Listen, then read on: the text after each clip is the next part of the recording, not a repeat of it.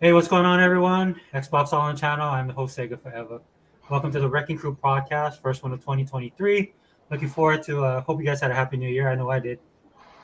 Hopefully, you guys are looking forward to all the stuff that's coming down in both the gaming industry as well as the Xbox, especially Game Pass, for 2023. So here's the crew, bringing them together. Go ahead, shout yourselves out. Sega Man, you can start. Hey guys, what's going on? Back on another Wrecking Crew podcast with my brother Sega Forever and E-Rock and T Reaper and Fire Boss. Man, this is going to be a great show, man.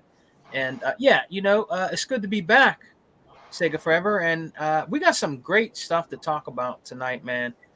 When it comes to gaming and a lot of different opinions and different things that we're going to get into about what's going on out here, man. So yeah, I'm very happy to be here, man. Thanks for having me again. I appreciate it, man. No, I know we discussed this a little earlier. I'm glad that you're able to make it. I know it's under kind of strenuous circumstances, man, but always glad to have you on the podcast, brother. Oh, I meant to tell you too, man. I loved your that collection video you did, especially when you're showing your Sega stuff, dude. That was Yeah, man. Yeah, yeah, dude. That I took got me some. back. I got some more coming. I'm gonna do them once a week. I got some more coming. Some OG Sega stuff. You'll see, man. I Yeah. got some stuff I'm gonna be showing, man. From back in the day, of us growing up, E Rock and Fireboss, even T Reaper. Just gone back, gone back and doing some throwbacks. On the retro gaming, man. Yeah, definitely, dude. I mean, you took me back. Like it was like a nostalgia, that feel good feeling. Oh And yeah, man. your stuff is pristine, dude. Like it's rare that I see stuff in that great shape. I know Oh you yeah, collect bro. and everything like that, but I didn't realize that he has some really nice gear. Yeah, try to keep that take care of that, especially the Sega Saturn. That stuff's real hard to take. You got to take care of that. That breaks easily. Oh yeah, mine is kind of. The cases and everything, very easy. So got You to know, be I got crafty. mine modded, so I think that's what ended up happening, man. I just kind of burnt it out. Oh, you did? Yeah, Oh, okay. yeah. So eventually, I mean, I just got rid of it. But, yeah, man. Well, welcome to the show. Glad to Thank have you. you here, brother. Fireboss, go ahead, shut yourself out, man. Hi. I like Skittles. Hey, hey, have you guys ever seen Brock Lesnar suplex a mule? Well, stick around for this year. Throughout this whole year, you're about to see something amazing. What's good? What's good, town folks? This is the boss. I just swooping in just to say hi and thanks for Sega Forever for having me on to share my thoughts and my opinions on how basically how this year is going to shape up. Yeah, man. Glad that you're here. I know that you had something come up last podcast, so I'm glad you're able to make it for this one. Definitely want to hear your thoughts on this stuff. Once again, thanks for having me, man. All right, brother. Okay, so we'll go down to ODT Reaper. What's up? What's up, T? What's up? How you doing on COD? I'm number 147 now. Are you so? Oh, wow, nice. I gotta tell you the truth, man. I actually quit the other day, man, because my connection was so bad. Yeah, I felt bad. I was like, I got to leave my team hanging. And then one guy actually wrote me, goes, "Hey, man, you dropped." I was like, "Sorry, bro. I live in Hawaii. I can't do anything about it." But yeah. Hey, T, do you play Overwatch at all? No, I don't. Oh, okay, okay. I was wondering. Don't you play something else? What's the other game you play? Do you play I play Chivalry 2. Oh, okay, okay. I think that's what we were talking about last time. And then last but not least, the Don King of Xbox, Mr. E-Rock X. Welcome to the show, brother. Hey man, it's good to be here. This is E-Rock X, the Don King of Xbox, the hype man for the Xbox brand and the meanest man on YouTube. And whenever it's time for false narratives to be broken down, that's when the Wrecking Crew comes to town. And we're back here tonight for another Wrecking Crew podcast, the first of 2023. And man, it's great to be here. Let's get the show on the road. All right. All right. All right, man. Yeah, E-Rock, man. Please feel free to get down on these dudes, man. Seriously, because what we're gonna talk about tonight, man, is gonna be just if you want a monologue, just take all the time in the world, man, because I'm definitely here for it. So what I want to talk about first, guys, is just what do you guys think about 2023 gaming industry? I'll kick it off to kind of give you guys a feel for what I'm talking about. One thing I hope that happens this year is the death of the console war. I really want that to die. Now, we all know that's probably not going to happen. And the only reason I think that the only way that's going to happen is if Sony dies. Basically, Yeah, Because there's only one group of fan base or fandom that's, to me, man, that's the problem in the gaming industry, man. Nintendo guys do Nintendo stuff, Xbox guys do their own thing, right? But there's just this one group of people, which is the Sony ponies, right? That just won't let things go. Fireboss, you was talking about it earlier, right? Before we kicked off the show. Yeah, the problem with that is Sony want. I don't know if it's just a Japanese thing where it's this whole mentality of being hands off on stuff. But remember the early 360 days, how toxic that user base was. mm-hmm. Oh, they've always been toxic. Oh yeah. Yeah, but see, the thing is, bear in mind that around the 2008, I know it was like before. It was around the time Crisis 2 was in that open beta test. Mhm.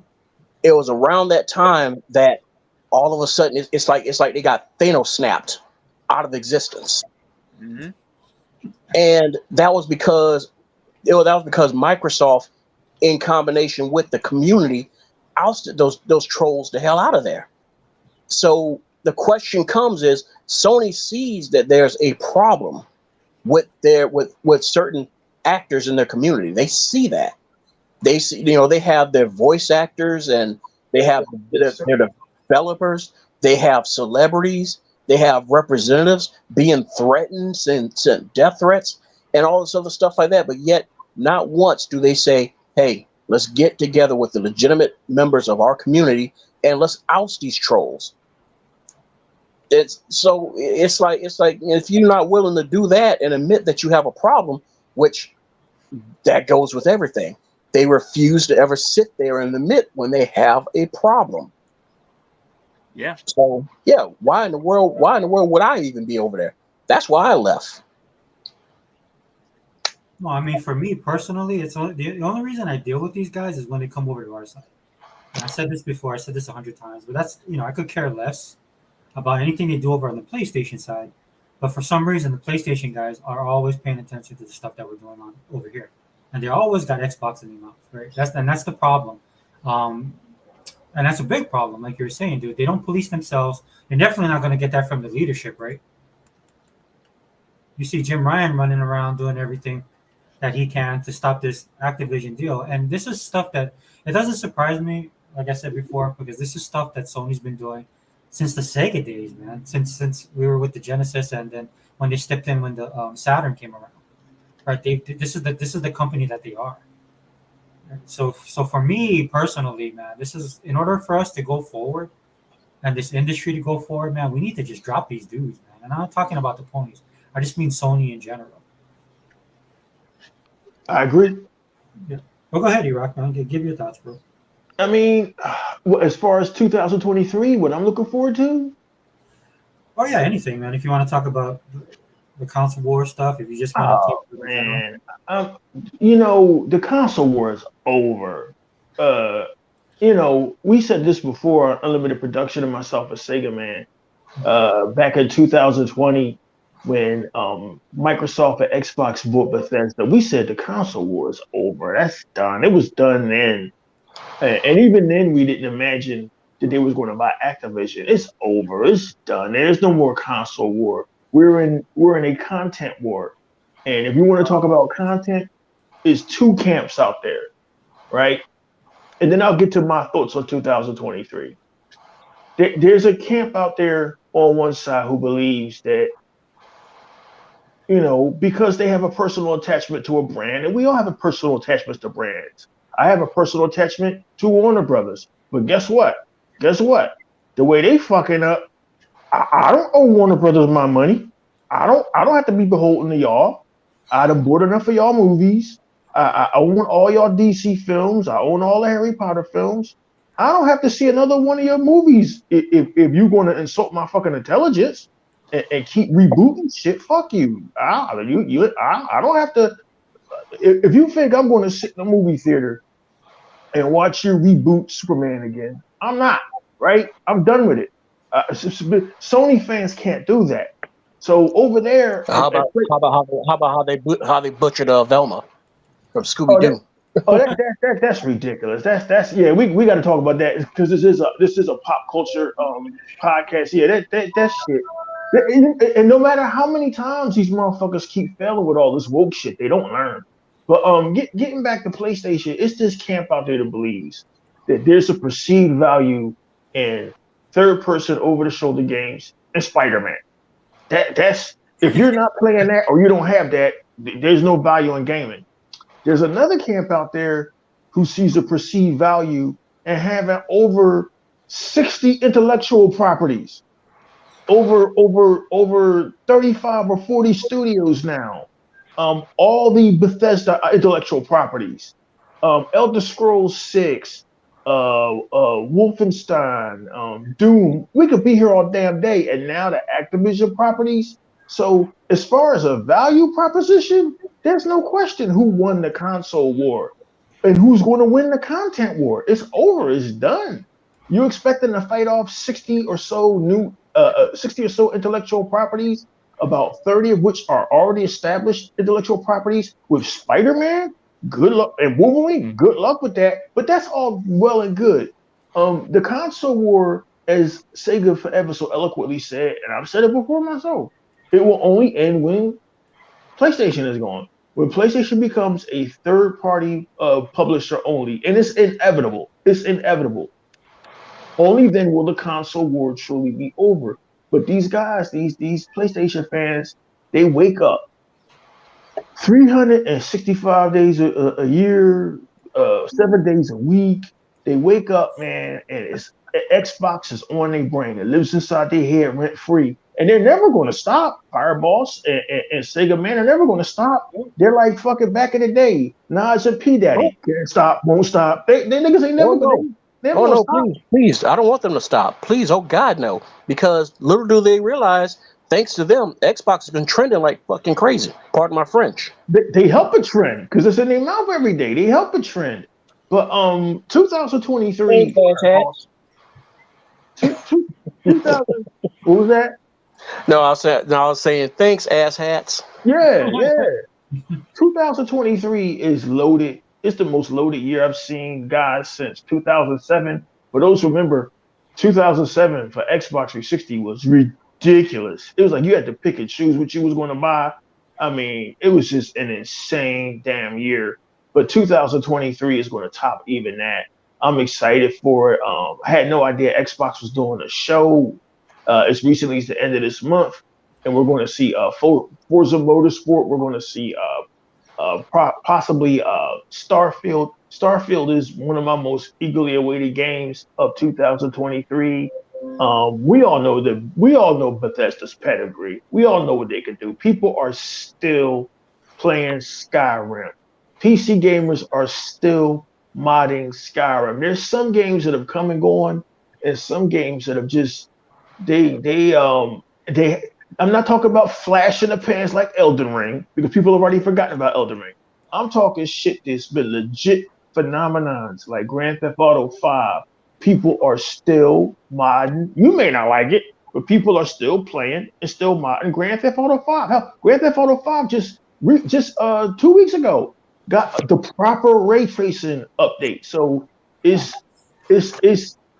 the Grand Theft Auto that we asked for. It's the damn. What's somebody doing? Lines of coke. You hear that noise? It's the Sega Man. Not here in the podcast, man. Save that for later. It's this is the proper next generation version of Grand Theft Auto. People are still playing that game. People are still playing Skyrim. They've been modding Skyrim for a decade now. So you think people are not excited for their Bethesda's first new IP in a couple of years? People are not excited about Starfield. And see, they hate y'all, Fireboss. They hate you, T Reaper. They don't even know T Reaper and they hate him. They hate you, Sega Man. Sega forever. You in Hawaii. You stay in your lane. They hate you. You know why they hate y'all? Because y'all have choices and y'all have variety. That's what Sega forever. Come on, dude. Even though you from Hawaii, we from different backgrounds, we all notice the same shit, right? Ever since you was a kid, people that hate you talk shit about you every fucking day. They fucking hate you. They fucking hate you, man, for your choices. And what they tried to do, Fireballs, all these years is use reverse psychology. Oh, well, we got Spider-Man. Well, can you play Spider-Man? We got God of War. We got God of War and came and went. Horizon Forbidden West and Gran Turismo 7 and flop. And so they're looking for the next thing to move on to. And the next thing to move on to is always Xbox. So it's like, if I got to keep a product, if I got to keep a company or a woman's name in my mouth that much, Fireballs, then that must mean that I want that woman. Right, T Reaper? That must mean that I want that woman. Well, if you don't want that woman, then shut your mouth. But they can't do it. It's like a sickness with all of them. Jabari Clark, Crap Gamer, MGB. It's like a sickness with them. And now that they know PlayStation is losing and they can't admit it, and they've lost spectacularly because, as Fireball said earlier in the green room in the chat, Sony has never, they've always operated from a position of arrogance and a position of supposed superiority. Well, you ain't superior when you go into a shit third world country like Brazil and begging their regulators, please don't let the Activision deal go through. You're going everywhere to the CMA. Please don't let the Activision deal. The Activision deal is going to go through. All of this shit is just noise. And their fear, this is their fear, guys. This is their fear. In case anybody that's listening don't understand. Their fear is that when Call of Duty goes to Game Pass, it's a wrap. And it is a wrap. It's a wrap. It's done. It's a done deal. I don't give a shit about Call of Duty. I haven't bought a Call of Duty since Call of Duty Advanced Warfare, the one with Kevin Spacey. Man, that was on the Xbox One in 2014. I was done with Call of Duty then because it's the same shit every year. Kill a terrorist with dogs. Kill a terrorist with space. Kill a terrorist in the sewer. Attack the terrorists while they having a prostate exam. It got old. It got old, right? It's old. It's old. But I'll play that shit again, Fireballs, when it come to Game Pass. Yes, the fuck I will. That's what Game Pass is for. So that's what they're afraid of, man. They've lost.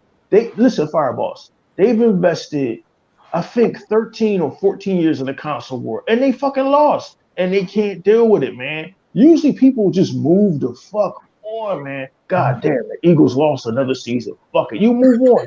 God damn, my girl left me for the butcher down the street. He giving her new dick and sausages. All right, just move on. Just move on. Colin Moriarty and them can't move on. Fireballs, you've been around forever. This shit is unimaginable to them, ain't it? They can't move on, dude. They done invested millions of hours and dollars into building this empire of fragile cards on the back of Don Matrix's accidental slip up. They built a castle of cards, and they're doing everything in their power to keep that castle from tumbling over. And I'm just sitting here with a bucket of popcorn, extra butter, just sitting on the stoop, just watching. I got the little Golem and Smeagol look in my face, like topple, yes. It's a glorious thing to watch, but they did it to themselves. It's amazing how it was two different business ideologies at work. One company figured that timed exclusivity and locking down characters like Spider-Man and keeping them up for the consoles, that was how you was going to control the console war. And it worked for a second. And meanwhile, we all watched it since 2016. Xbox was doing some other shit. I said, what the hell? Azure servers, Windows, like, what are y'all doing? Game Pass, what are you doing? And then when you start to see the pieces fall into place, and why are you putting your games on Steam? Oh, that's why. Money. Oh, my bad.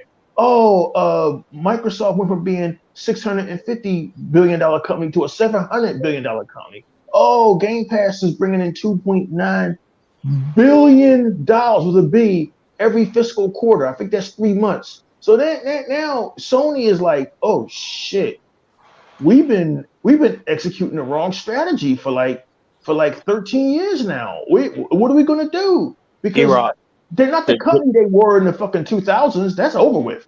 Yeah, E-Rock. The oh shit moment happened when they checked and looked and realized that, wait a minute, just the gaming division alone of our rival is more than our company as a whole. Mhm. That's a problem. But yet you can't get these mules to accept it. Oh no, they're profitable. They're way more profitable. And it's like, yeah, for all that okay, so where's that profit getting them? You know, Where's it's the like money? every time I turn around, there's the X amount of $1 billion in debt. Exactly. And Colin Moriarty, they're the number one gaming company in the world. By what metric? What, perception? Because by money, as has always said, the number one gaming company in the world is Microsoft. Mhm. But anyway, man, it's 2023 is going to be great for us. As Sega Man has always so eloquently said, we eating good over here. But Fireball put the nail on the head. They started getting really toxic during the Xbox 360 era. Xbox 360 kicked their asses. They never got over that. They had their revenge because of that Don Matrix shit in E3 2013 and the media trying to bury the Xbox One. But what that was it was a rebuilding period for Xbox, who was already in a very enviable financial position. Shit, a $600 billion company in 2013 and 2014. They were in a very enviable fucking position, right? Even then. But Phil Spencer, who I doubted, a lot of folks doubted, I wanted him fired. I wanted him out of there. And he made liars. He made a liar out of me, and I respect that. I respect the fact that James Gunn make a liar out of me. I don't think you are over at Warner Brothers, but make a fucking liar out of me. I think you fucking up, dude. I think you fucked up. I don't think he's gonna do that, bro. I think you and David Zaslav have destroyed Warner Brothers, and we all sitting here watching this shit, right? And then what's going to happen is the shareholders is going to say enough of this shit and hire back Walter Hamada. But getting back to gaming, Phil Spencer made a fucking liar out of us. But he was so quiet about it. He was so like, he let a couple of dudes have their fucking tantrums like Crap Gamer. I don't believe you're putting Quantum Break on PC. Why are you doing this? Why aren't you holding up the old console war standards of keeping your games just on Xbox so people can buy Xbox? He said, man, listen, I want everybody to play fucking Quantum Break.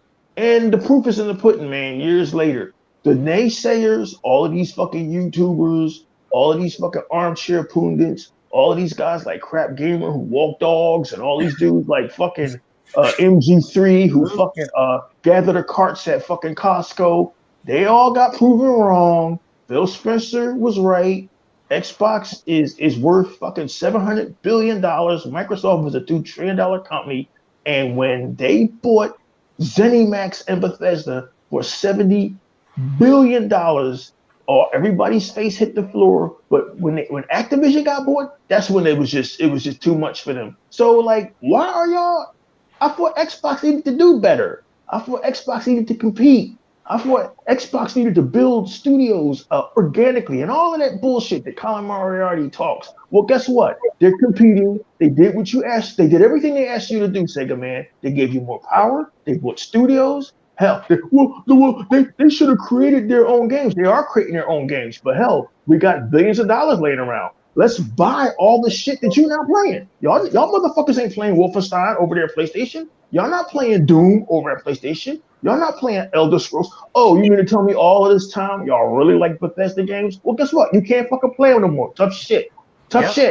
So it is what it is, man. I'm looking forward to 2023 because I think this year Fireballs and guys will be the final nail in the coffin of PlayStation. One can only hope that we all can have a podcast just once, whether the Wrecking Crew or the Exiled or the Xbox Alpha, where we could just talk about games and not talk about Sony. We could talk about them in the past tense and crack a fucking a bottle of wine or whatever it is whatever libation you drink, Sega Man, and just fucking get back to enjoying gaming. And I'm looking forward to 2023, Starfield, Redfall, and all of the great things coming to Game Pass, guys. So that's my soapbox. Man, I heard that, dude, and I'm gonna be there for that party. I'm definitely. Oh, we all are. Shit, when Sony go to business, I'm gonna fucking dance naked in the streets. They're gonna call the police and shit. And I'm gonna tell them, look, Copper, you gotta understand. I'm gonna cut a promo on a cop. Listen, Copper, well, I've waited fucking 25 years for PlayStation to die. Okay, just put some draws on. finish the answer. I waited 25 years. I can't get on like Bone and Thug can, but I'll definitely crack about it. Oh yeah, man. Like we've been waiting for this for a long, long time, and you probably got some of your audience listening and will listen to this podcast. But well, how can you guys be gamers when you want to see a company go out of business? Oh, the same way y'all fucking did backflips when Sega went out of business. What goes around comes around. It just True. took longer for Sony shit to come around. Yeah, that's true. Go ahead, Sega man, dude. Give your thoughts, brother. So what is this? Are we giving the thoughts on 2023, or is that next, or what would you like to? Well, for me, it's just the gaming industry in 2023 as a whole. Like, what are you looking at?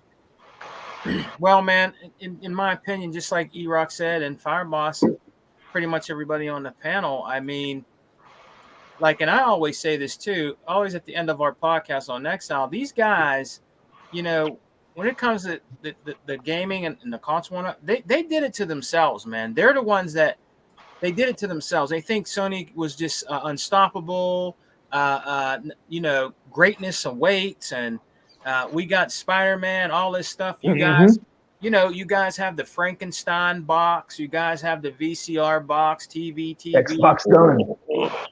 Yeah, right, E-Rock. Xbox is dead. Xbox got no games. And you know what's the sad part about that, brothers?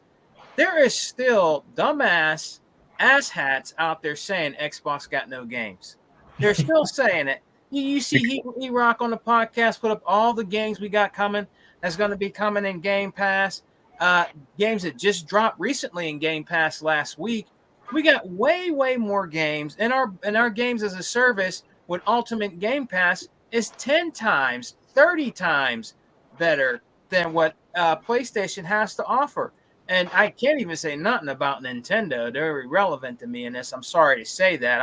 I like the old Nintendo, but in my opinion, they're just not that relevant today. With you know, when it comes to like games as a service or the value for your buck. Xbox gives you the value for your buck. Out of all those systems that are out there, who has the best value? Xbox.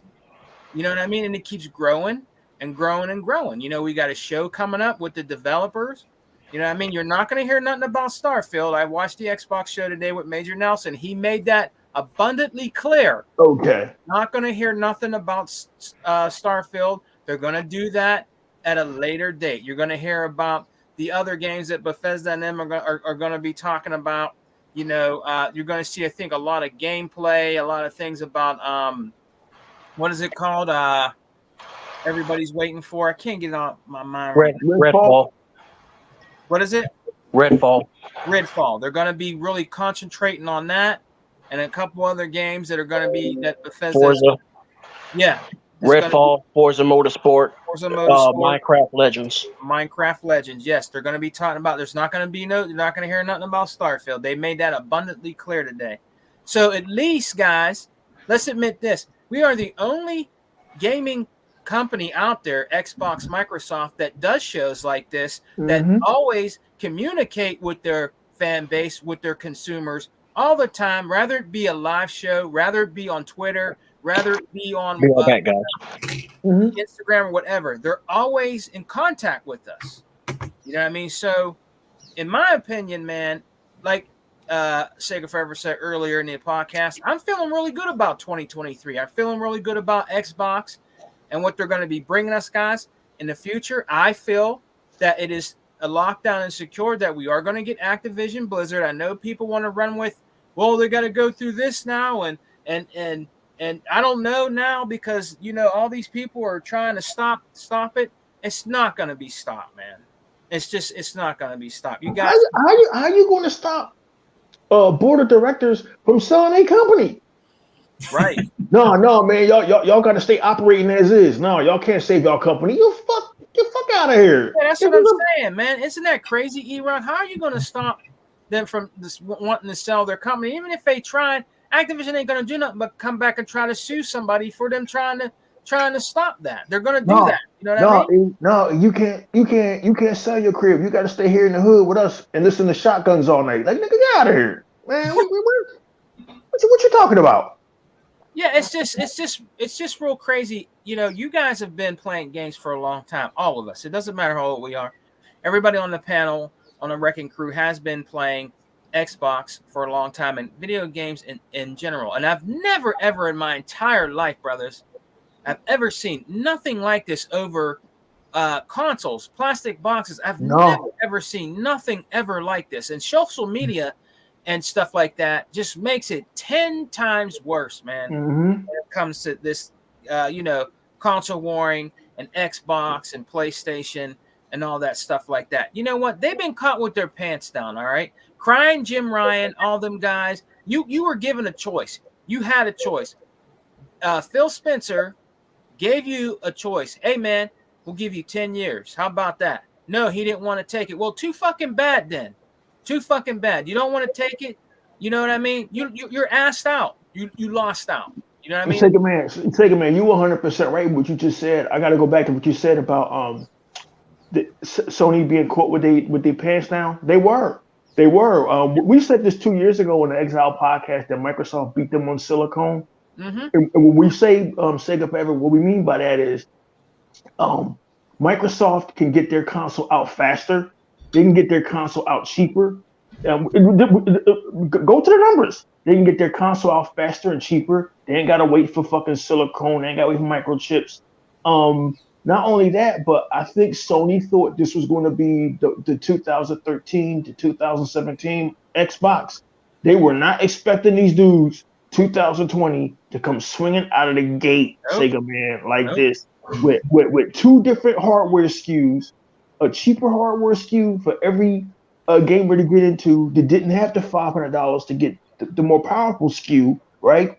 The more powerful SKU that provably outperforms the PlayStation 5, right? Right. And they were not expecting these dudes to buy Bethesda. Nobody was. Nobody was expecting them to buy Bethesda. That shit came out of nowhere.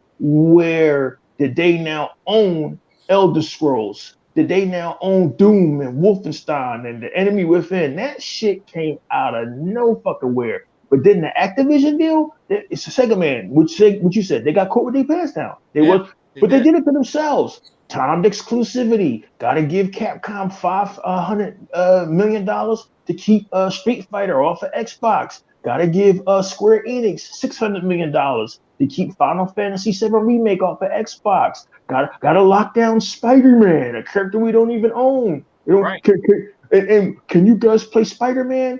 No, motherfucker. But can you play Elder Scrolls 6? Nope. Stop your crying. Can you play Starfield? Nope. Can you play Doom anymore? Nope. Can you play Wolfenstein anymore? Nope. And don't try to sit here and say, nobody cares about those games, because apparently y'all care a great deal about them games, because what do you see in Twitter every day, Sega man? Oh, is Starfield still coming to PlayStation? I know. Can you believe that? They still think that. I'm not making no disparages to actual retarded people, but PlayStation fans are mentally retarded. I'm sorry. They just are. The Todd Howard said and told y'all, he even slowed it down.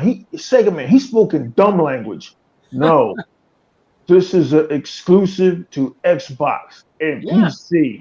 And they're still like, well, maybe he's going to change his mind. Like, oh my God. It doesn't even matter, E-Rock, because even if he did change his mind and he did put it on there, they're not going to play it. They're not going to buy it. They're not going to support it. Tone, Sega man, Microsoft didn't pay $70 billion for you to put fucking Elder Scrolls someplace else. That shit is coming to Game Pass, my dude. Right. Same thing with Call of Duty, and that's why these guys are losing their shit. Look, man, y'all might as well just rapture on out here with everybody else in 2023, because this shit ain't gonna get no better. Yeah, it isn't. Well, that's the kicker too, right? Microsoft actually showed up and supported Xbox with that money. It reminds me of like Justice League. One of my favorite scenes in Justice League is when Flash looks at Batman and asks him what his superpower was, and he just looked at him and said, "I'm rich." Yeah, man. Hey, listen, it's better to be rich than broke. Shit. Yeah. But yeah, Sega man, what you said was just so brilliant, man. They got caught with the draws down. Yeah. I'm back. Hey, man. Hey, and you know, guys, back in the day when Super Nintendo and Genesis, had their backs and forth, when people would get a different version of the game or the same game but on a different system, they weren't out there talking like this. You know what I mean? It was none of that. You know what I mean? Of course, there was no social media back then. You know what I mean? But it's just totally like blows my mind today how gaming is and how it has become. It's very embarrassing, you know, just the way these people act out here, man, and how they want to just stay on Microsoft about everything, but they never, ever call out Sony about nothing. They put up a brick wall like nothing's never happened with them. Everything is great that's going on over there. They're the first ones to raise their game to $70. Was anybody talking about that? What'd they say about that? Oh, that's good. That's good. You know, it helps the developers more. You know, raising the games. It's about time they raise the price. I mean, hey, we've been paying $60 forever. But yet, them same cats was bitching when Xbox was thinking about raising the price for Xbox Live. Right. They had to pay. Right. But when Xbox is $70, your guys' games are $70 now. I mean, just stupid shit, Sega Forever. Yeah, dude, It's ridiculous, Fire Boss. You know, it's crazy how these dudes are out here, man. And I'm like E-Rock, I'm getting tired of it. I'm really getting tired of it, man. They're just very tiresome, bro. They're rinse and repeat all the time. They got nothing new to say. And like Fire Boss said, they were quiet for a long time, but when that thing came out with Google and shit, that's when they're out running their fucking mouths again. Like I said, they always wait for every little inkling of something to happen for them so they can come out and say something about Xbox and Microsoft, dude, because they'll never get out of 2013. And that's why they need to go. 2013 was the biggest one they had. It was the only one they had. Right.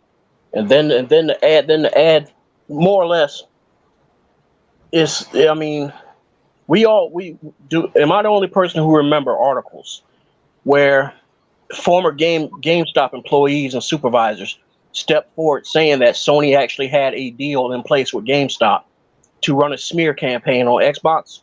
I believe it. Yeah. Yeah, that's their MO, man. Dude, we've been dealing with these dudes since the Sega days, man. These guys this is what Sony does, man. Because the video game, dude, they do this, and they were doing it in the electronics business. This is why they find their company in the situation that they're in now, because other companies have stepped up and surpassed them. Yeah. Yeah, because let's look at all the different shitty launches that you know, system launches that we've had. All right. Well, recent wise, okay. When the PS3 came out, it shit the bed. All right. Everybody remembers. Look, everybody, it's Ridge Racer. Crab enemy. It's an enemy crab. Everybody remembers that. Oh yeah, it's going to be $600. You're going to have to get a second job. We all remember that. Yeah. Yeah, but see, the thing is, that was the smuggest sell I ever heard. You will want to work harder to afford my PlayStation 3. I said, Ken, it's time for you to go, buddy. Yeah. Apparently, Sony agreed as well too. Because remember, they dropped them after that. But the thing is that you would think something like that would cause irreparable damage, but no, they were able to spring back. Granted, late in that generation, they came back. Now, when the Wii U, you know what they had, dude? They remember they're a big company prior to all of this stuff going on, right? They still had the movie stuff going on. They still had their music. Right? They can't rely on that stuff anymore, man. Everything's being taken over by like South Korea's beating them on the electronics. Right? There's stuff happening like across the board. They're not that juggernaut anymore.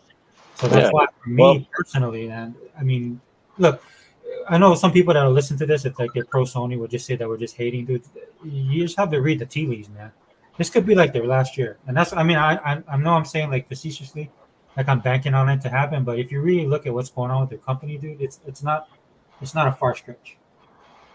And see, but also another launch I was going to say is let's look at the Wii U. All right, now that there you would have thought that would have tanked Nintendo. But you're right. But the thing is, they were able to come back. Now, why is it, despite the situation of how the launch went for the Xbox One? Now, dude, the launch was not that bad. Out of the two, It had the biggest launch lineup, Yep. and it was actually leading in sales for like half the year. Yeah. And all of a sudden, out of nowhere, it just gets sliced, just plateaued. And so the question comes in is something happened. This wasn't a thing of like, oh, TV, oh, the camera's looking at you. No. You got to think about it. It's like look at how everyone else launched and how they're able to spring back. Why is it that Xbox can't seem to spring back? What's going on? Mm-hmm. That's because, like I keep saying, it's the damn smear tactics. Because I can still remember to this day going to go get a game for my Xbox One, and the dude is like, "Nah, you don't want to buy it for that. You don't want to buy it for that. You want to get it for your PlayStation." I'm like, "I don't have a PlayStation." Well, we got one over here, and I'm like, "Dude, why are you trying to sell me a PlayStation? And I'm here to buy this game." Mm-hmm. Y'all never did this before.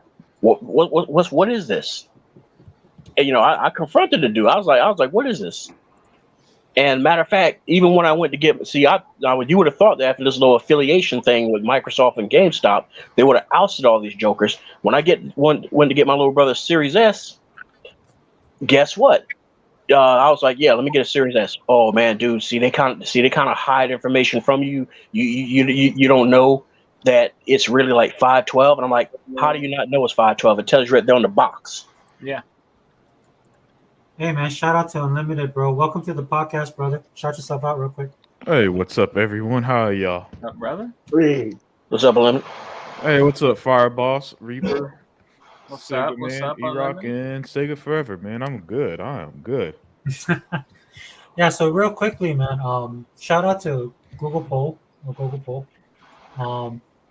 The future is already happening. Just look at what's happening to Ubisoft. MS is trying to lock down a future that works. Yeah, definitely. Again, like E-Rock loves to say, that paradigm shift, right? And that's what they're experiencing right now. And then we got Invader in the show. Welcome, bro. Then I had the same issue at EB Games. This is what Fireboss, what you're saying. Reps telling me to reconsider my pre-order of the Xbox. Yeah, that happened to me too. Invader. Yeah. And in fact, that's how I found out that I had a Microsoft store at our local mall, because they actually sent me there. GameStop sent me there to get an Xbox. They sent you to a competitor to get an Xbox. No wonder why Microsoft had to save their asses last year. Yeah, right. That's wild. I can't imagine going to Walmart and they being like, "Nah, you got to go to Target to get this." I can't imagine that shit, man. Home Depot will fire you for that shit. Oh, you don't want to get that here. You want to go to Lowe's. Man, you be fucking fired. and because they don't have no union, you just out, bye. Yeah. Well, the irony of it all is, like, they were a bunch of Sony fans anyway, but and we all knew this dude, so they're trying to sell me, I wouldn't buy it, and so what they didn't order any Xboxes. So that's how I ended up going to Microsoft store. He said, he sent me over there. I went over there, got my Microsoft store, and then not too long after, they shut down. That store closed. So that was like sweet justice. But just real quick, man, T. Sorry, brother. Just real quick, do you want to give your thoughts real fast on 2023? Well, it's pretty simple for me, really. I just can't wait for my Hogwarts Legacy, my Dead Island 2, my Diablo 4, my Assassin's Creed Mirage, my Reaper want all the games I want. And yeah, that's pretty much it. Yeah, I know Hogwarts Legacy, man. That's been in the news for all different reasons. Yeah, and yeah, but you know how it is, man. You know how it is, man. In today's day and age, if you don't follow a certain mindset, they're gonna try to ruin you. But it's gonna fail. It's gonna fail like they failed to kill Xbox, like they failed to kill DC, like they failed to kill everything, man. None of these IPs are dying for a fucking reason, except for the ones that do go down that rabbit hole, like everything Disney does, except for Avatar, apparently, which I that's still a mystery to me. And Star Trek. It's funny how when those two follow their trend, they're dead. They're dead. Meanwhile, I get to look forward to Suicide Squad game this year, the Wonder Woman game next year. You know what I'm saying? And who's doing the Wonder Woman game? The developers of Shadow of Mordor, Monolith. Monolith. Oh, Yeah. awesome. Yes, and Hogwarts Legacy looks fantastic, and that's coming out next month. So it's like let the baby have their bottle. Let them cry, let them bitch and moan. Listen, the trick to surviving that stuff is one, don't give it the attention, and two, just do you. Because once you make a good quality product, people are going to gravitate towards it anyway. It's when you capitulate to them, and then your product sucks. That guess what? It's dead. It's dead, and then you got situations like Disney scrambling to make anything work because they killed off their legendary IPs with these shitty live action remakes. They killed off I don't know how you kill Star Wars. Star Wars was the biggest movie fucking franchise of my life before like 2019, right? And they killed that. And now they're trying their hardest to kill Marvel to the point that I'd be stunned if movies like Ant-Man 3 makes any money. Who the fuck asked for Ant-Man 3? I'll tell you this real quick about Ant-Man 3, dude. There's a buzz that's happening. So, because the thing what I'm looking for to 2023 is that these properties die. And yes, I mean you, Marvel. But for some reason, these things are still hanging on, right?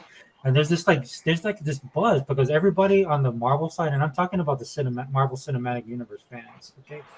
What they want, they want to recapture that magic. So that's how they're pushing the trailer, the movie, right? Yeah, they're like, you can't recapture that though. Well, they trying to sell them. I'm like watching this. So the only thing I check with my kids is like, hey, do you guys want to go watch these movies? And my kids are like, no, Dad. My only grievance with this Ant-Man coming up is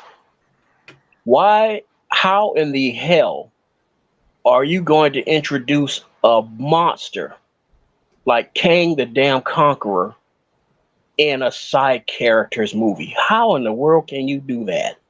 Yeah, this would be like if Darkseid was shown in the Atom movie. Exactly.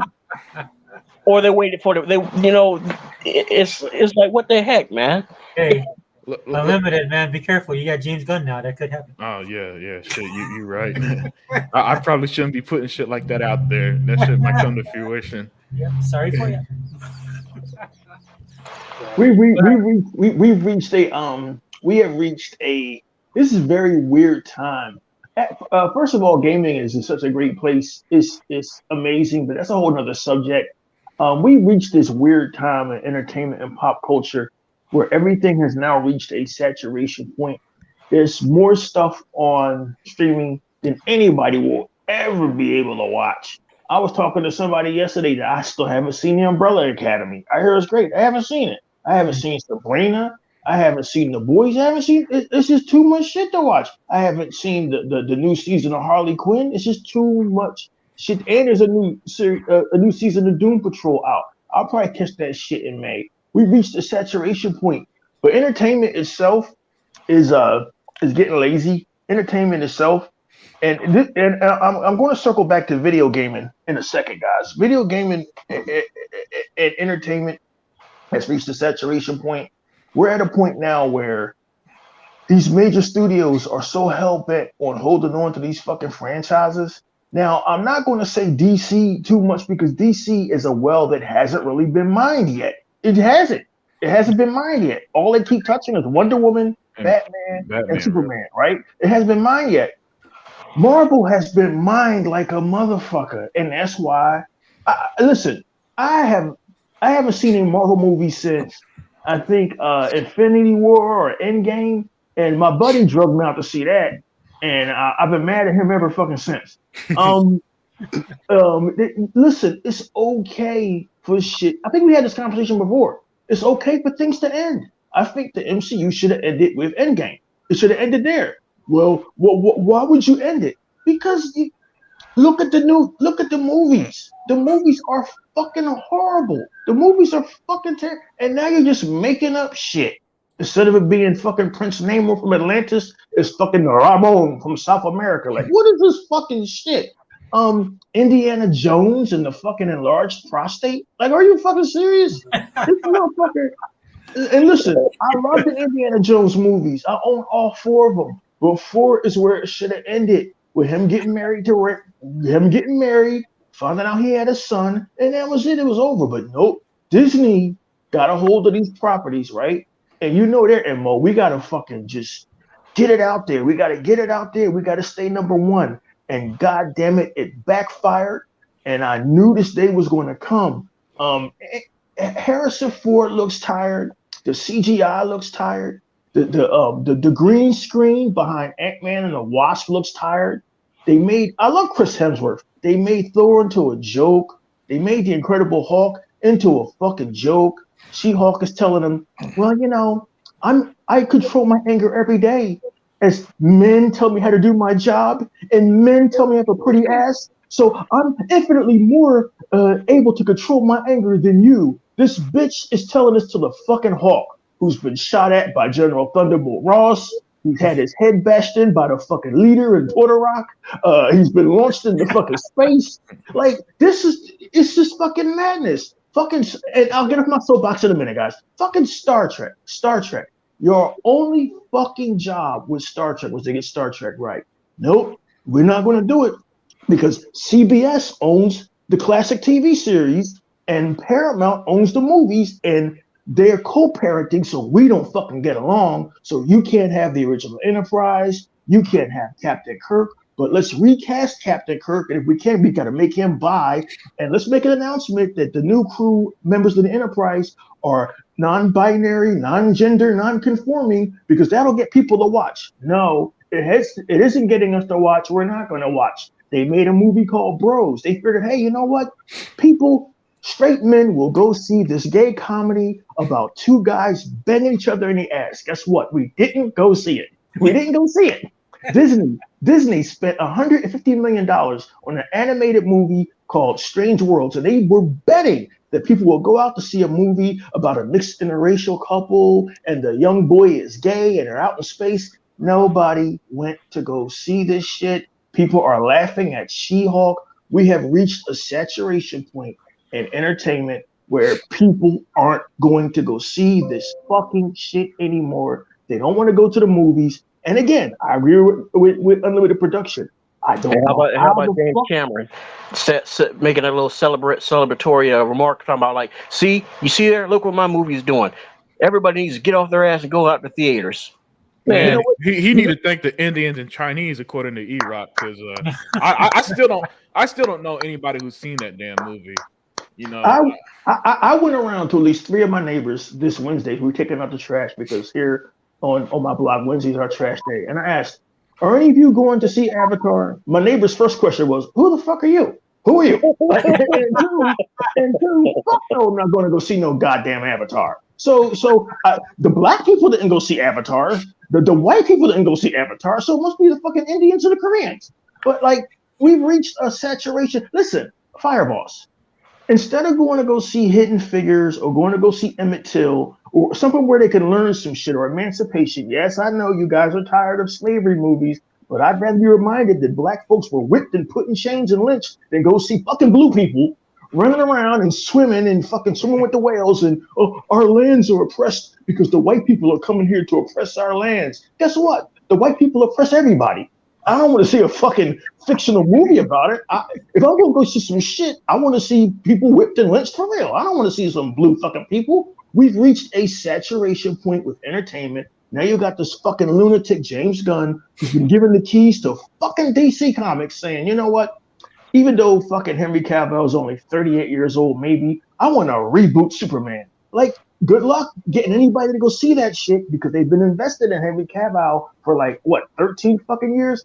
Good luck with this shit. We've reached a saturation point. And now in gaming, we've reached a saturation point where these developers and these publishers, they're looking at gaming and they're saying, well, you know what? We got to get that next Call of Duty out there. We got to get that next third-person over-the-shoulder action game out there. We're afraid to take risks because, Lost in Random lost money. We're afraid to take risks. And so that's why it's such a breath of fresh air when a game comes along like goddamn High on Life that nobody had any expectations for. This game comes along and the biggest seller on Game Pass. This game comes along and it's the third highest selling game on Steam. So yes, we reached a saturation point in entertainment, gentlemen, but there is room for some fucking creativity. There's room for somebody to take a chance. And yes, I understand. Squanch Games and High on Life had Game Pass to fall back on. Okay, DC ain't got a Game Pass. Marvel ain't got a fucking Game Pass. I get that, but I want to see some creativity. I do not want to see fucking Ant-Man, Quantumania filmed in front of a blue screen. It takes me to fuck out of. It's the same reason why fucking Disney is failing at everything. I bet you guys didn't know there was a fucking Pinocchio remake. Yes, there was. They fucking remade Pinocchio, and nobody went to go see it. You know what they did go see at home? The fucking Pinocchio that was on Netflix because it was better. It was far superior by Guillermo del Toro. We've reached a saturation point of limited production where there's so much coming at us. We now are turning shit down.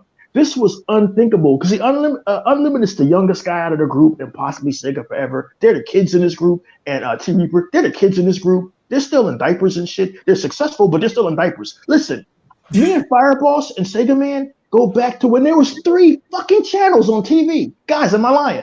Make me a liar. I don't want to think about that time no more. Yeah, about 3 channels. Yes. Yeah. As much as I'm nostalgic for the 80s and 90s, fuck that shit. Those were the dark days. The 80s and 90s slammed. But having only 4 channels, fuck that. As far as entertainment, these guys can't imagine 3 fucking channels. And then Fox came in 87, so we were like doing backflips to like, hey, we got something else to watch? Like, holy shows, remember you? Yes, man, Married with Children, but we got something else to fucking watch besides fucking the fucking Andy Griffith show and reruns and shit. But anyway, yeah, we reached a point now, Sega Forever and Fireboss, where we're sitting here talking about Avatar being garbage and talking about Ant-Man, Quantumania. I wouldn't wipe my ass with it. When back in 1992, we would have ran out to go see this shit, but everybody in this chat has fucking Netflix, HBO Max, Hulu, fucking, I don't know, fucking Freevee. You got so much shit. We got so many games. Yes. What is that? Pluto TV, which is fucking amazing. Peacock. It's fucking ridiculous, right? And now you got Game Pass, where for $15 a month, you get more games than a 12-year-old Asian kid. I'd be embarrassed to. I'm glad I'm single right now. I'd be embarrassed to have a girlfriend come by and look at my fucking my Xbox fucking hard drive and be like, "You literally have 700 games. You do know you're not getting no pussy, right? You do know that. You do know that this is like the nerdiest shit ever." Oh, no. but I would have to explain to her. Listen. I'd rather have Game Pass than not have it. I'd rather have Hulu and Netflix than not have it because it saves me from having to go out and spend $13 on Ant-Man Quantumania or fucking Avatar or the latest shit that Disney shows out, guys, because in closing, entertainment has reached a saturation point and I've had enough. I can't take no more, guys. I'm drowning. I can't. Avatar? Who the fuck went to go see Avatar? I'm trying to figure this shit out. I didn't go see the first Avatar. If you'd have gave me free tickets to go see Avatar, I'd be like, you know what? I love you to death, Fireboss, but this is a crummy gift. This is a crummy fucking gift. I wish you'd have sent me a can of soup, some black-eyed peas. That's an insult. That's an insult. I wouldn't have gave you that shit. I would have gave you some scented candles or something. My brother, thank you. Or a gift card to Outback Steakhouse or something. Thank you, my brother. Real quick, guys. Google poll. Avatar 2 is a good movie. It's not about pronouns or rainbow flags. It's really about family during war. So just real quick, Google. I had one of my friends went and watched it, and he actually liked it. But the funny thing is, I live in Hawaii. So there's a little bit of pushback when people went to go watch the movie and said they're culturally appropriating my culture. Wow. That's the only negative thing I heard about Avatar here where I live. But I did have one of my friends. He recommended. At least you heard something. I haven't heard anything. Yeah.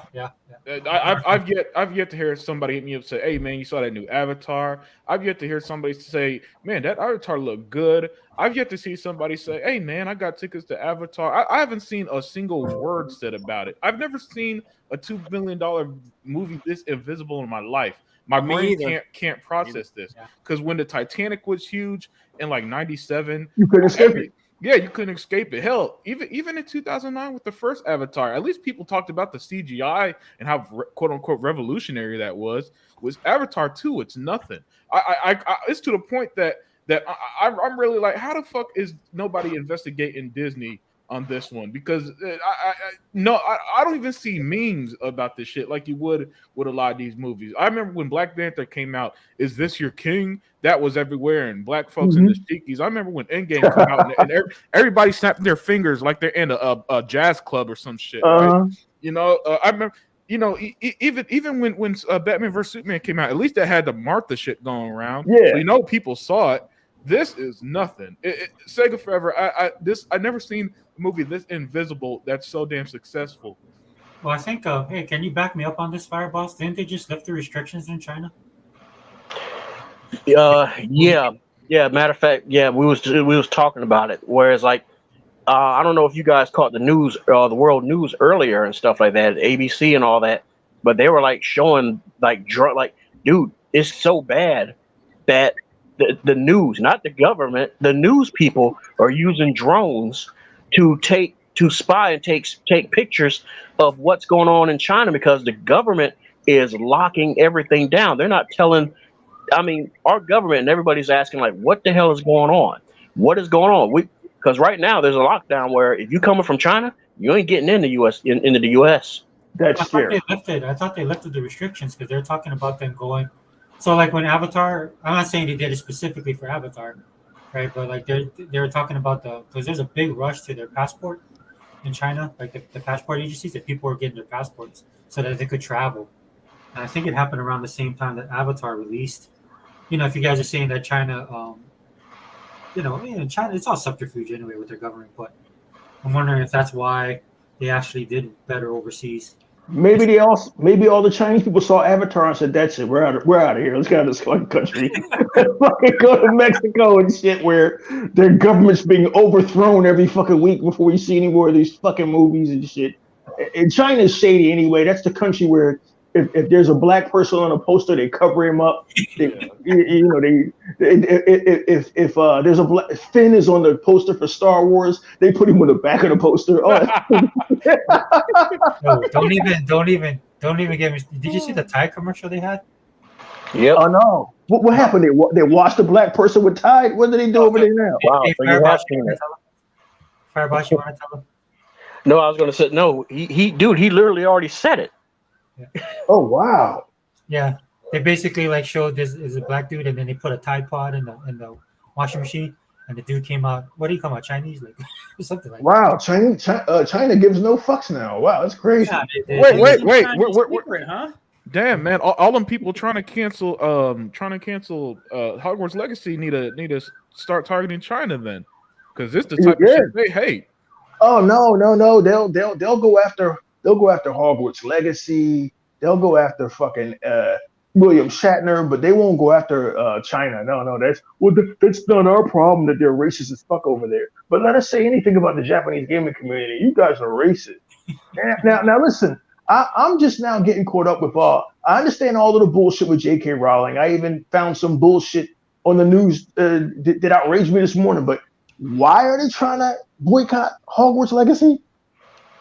Well, so J.K. Rowling, technically she's a feminist, right? So she doesn't believe in the alphabet people kind of thing. She thinks like females should be represented as female because she's a feminist.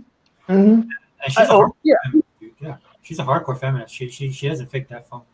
She's hardcore feminist. Yeah, they turned against her. I know that's old news. They turned against her because she believes that a man has a penis that makes you a man, and a woman has a vagina and that makes you a woman, and all this other shit is fantasy. And she's not alone. She's not alone. And I'm with her on this, and I stand behind her. Not because she's just the author of one of the greatest fucking fantasy books, movie series of all time, but because she believes like me in fucking science. Yeah. I'm sorry. I'm sorry. I am fucking sorry. I am fucking sorry.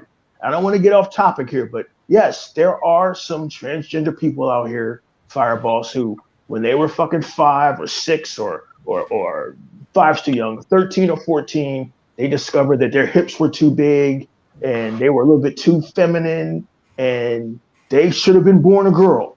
And they had hormone therapy and stopped the therapy and stopped the hormones before they kicked in, right? Okay, so there are transgender women out there who have technically crossed over, had the operation, all of that shit, had the hormone therapy, stopped the male puberty from kicking in at 13, all of that shit, right? Listen, you're not going to tell me that Bruce fucking Jenner, this motherfucker won 18 gold Olympics, beat the Russians and outran 2 zebras and 18 Nigerians at the fucking Olympics in 76. This motherfucker is now 56 and he wants to tell me he's a woman? Listen, I can't believe that the earth is round. I know the earth is round. I can't believe in science. I can't believe in the sun and the orbit of planets and the seasons and fucking science and believe in that fucking fairy tale that they're trying to push here in America. So they've gone after J.K. Rowling because of that. You even have there's a book binder. There's a book binder in Canada. And what he's been doing, Fireboss, is he's been taking old copies of the Harry Potter books, right? And he's been taking off the covers and putting new binding on them. But wait, it doesn't end there. Because he's a supporter of the LGBTQ and transgender community and he hates J.K. Rowling now, he has taken acetone or whatever and erased the inside pages with all the copyright shit in it. He's erased her name and the copyrights from all the books and is reselling them. Now, Fireboss, you know about legalities and copyright law. How long before the police or either Warner Brothers or somebody lays the hammer down on this motherfucker? Because these motherfuckers are crazy. And now they want to boycott Hogwarts Legacy because they don't like J.K. Rowling? This is ridiculous. We've lost control. We've reached the saturation point in entertainment because now people are just going after any fucking thing. And I know I took the podcast down a dark place, but this is entertainment. It's got to be talked about. They're boycotting books. They're taking copyrights off of books. That'd be like me. I got a computer, right? And I reverse engineered Halo Combat Evolved because I don't like Bungie. And I took Bungie's name off of the credits and Bungie's name off of the copyright. And I started reselling those copies of Halo to everybody.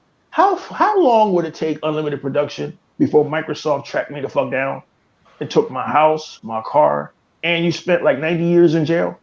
Like, shit is fucking crazy now. Like, I know this doesn't seem like a big deal, but this is how crazy it's gotten. And if we let them boycott Hogwarts Legacy, you'll be caving into them. But nobody. No. It's not gonna work. Listen, it's the best-selling game on Steam right now, and the game isn't out for a month. The pre-orders are off the chain on every platform. They already lost. They lost this war. It's just that, again, for some reason, social media gave the vocal minority so much quote unquote unneeded power that I don't know why companies just keep capitulating to them. Listen, my favorite sitcom ever is Married with Children. And I remember back in like the 90s, soccer moms used to write to that show to try to get it canceled. Oh, yeah. And you know what Fox said? Oh, go fuck yourself. If that happened in 2023, Fox would have made changes. They would have cut Al Bundy's balls off. They would have took all the sex jokes out between him and Peggy. It would have been just your typical boring standard sitcom of the other day if they listened to them fans. But since they said, nah, go fuck yourself, we're gonna do what we want, it became my fucking favorite sitcom of all time because it was fucking funny. Who isn't it? Warner Brothers that has the rights to Harry Potter? Actually, Warner Brothers has the rights to the movies, but the movies actually, it's the J.K. Rowling publishing rights. See for the book. See for the book, it wouldn't be Warner Brothers going after what's his name? Yeah, it'd be J.K. Rowling. It'd be J.K.'s army. of lawyers because that woman is filthy fucking rich. Yeah, Well, that's the thing, right? That's what's happening. The blowback. And I wouldn't do anything because they're making hand over fist on everything. Because there's people that don't even like Harry Potter that are buying the game or pre-ordering the game just because. And the reason why Warner Brothers hasn't fed into this bullshit and turned against J.K. Rowling is because J.K. Rowling could always say, well, you guys are slandering me. I want to cease and desist immediately. You can't show the Harry Potter movies ever again. Yeah. They got her copyrights in the goddamn credits. So it's like, if fucking Warner Brothers does not want to cross this woman, and that, I'm not mistaken. I think she's a board member too, ain't she? Of Warner Brothers. Let me look that up though. I don't know, but if she is a board member, somebody needs to talk some sense to those guys over there at Warner Brothers. But the world is just going fucking crazy. But this game is going to sell like hotcakes. People have already pre-ordered their copies. This thing is going to be a monster, and then everyone will have moved on to the next thing to bitch about, Xbox.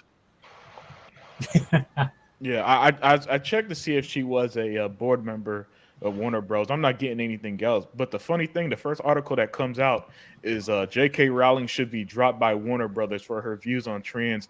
And it's like this is what Iraq's talking about. Nobody should lose their job over expressing dissenting views. That's just insanity. You know what I'm saying? People should be allowed to listen. I'm an absolutist on free speech, right? I really and truly believe. Look, if you're a racist, then be racist. You know what I'm saying?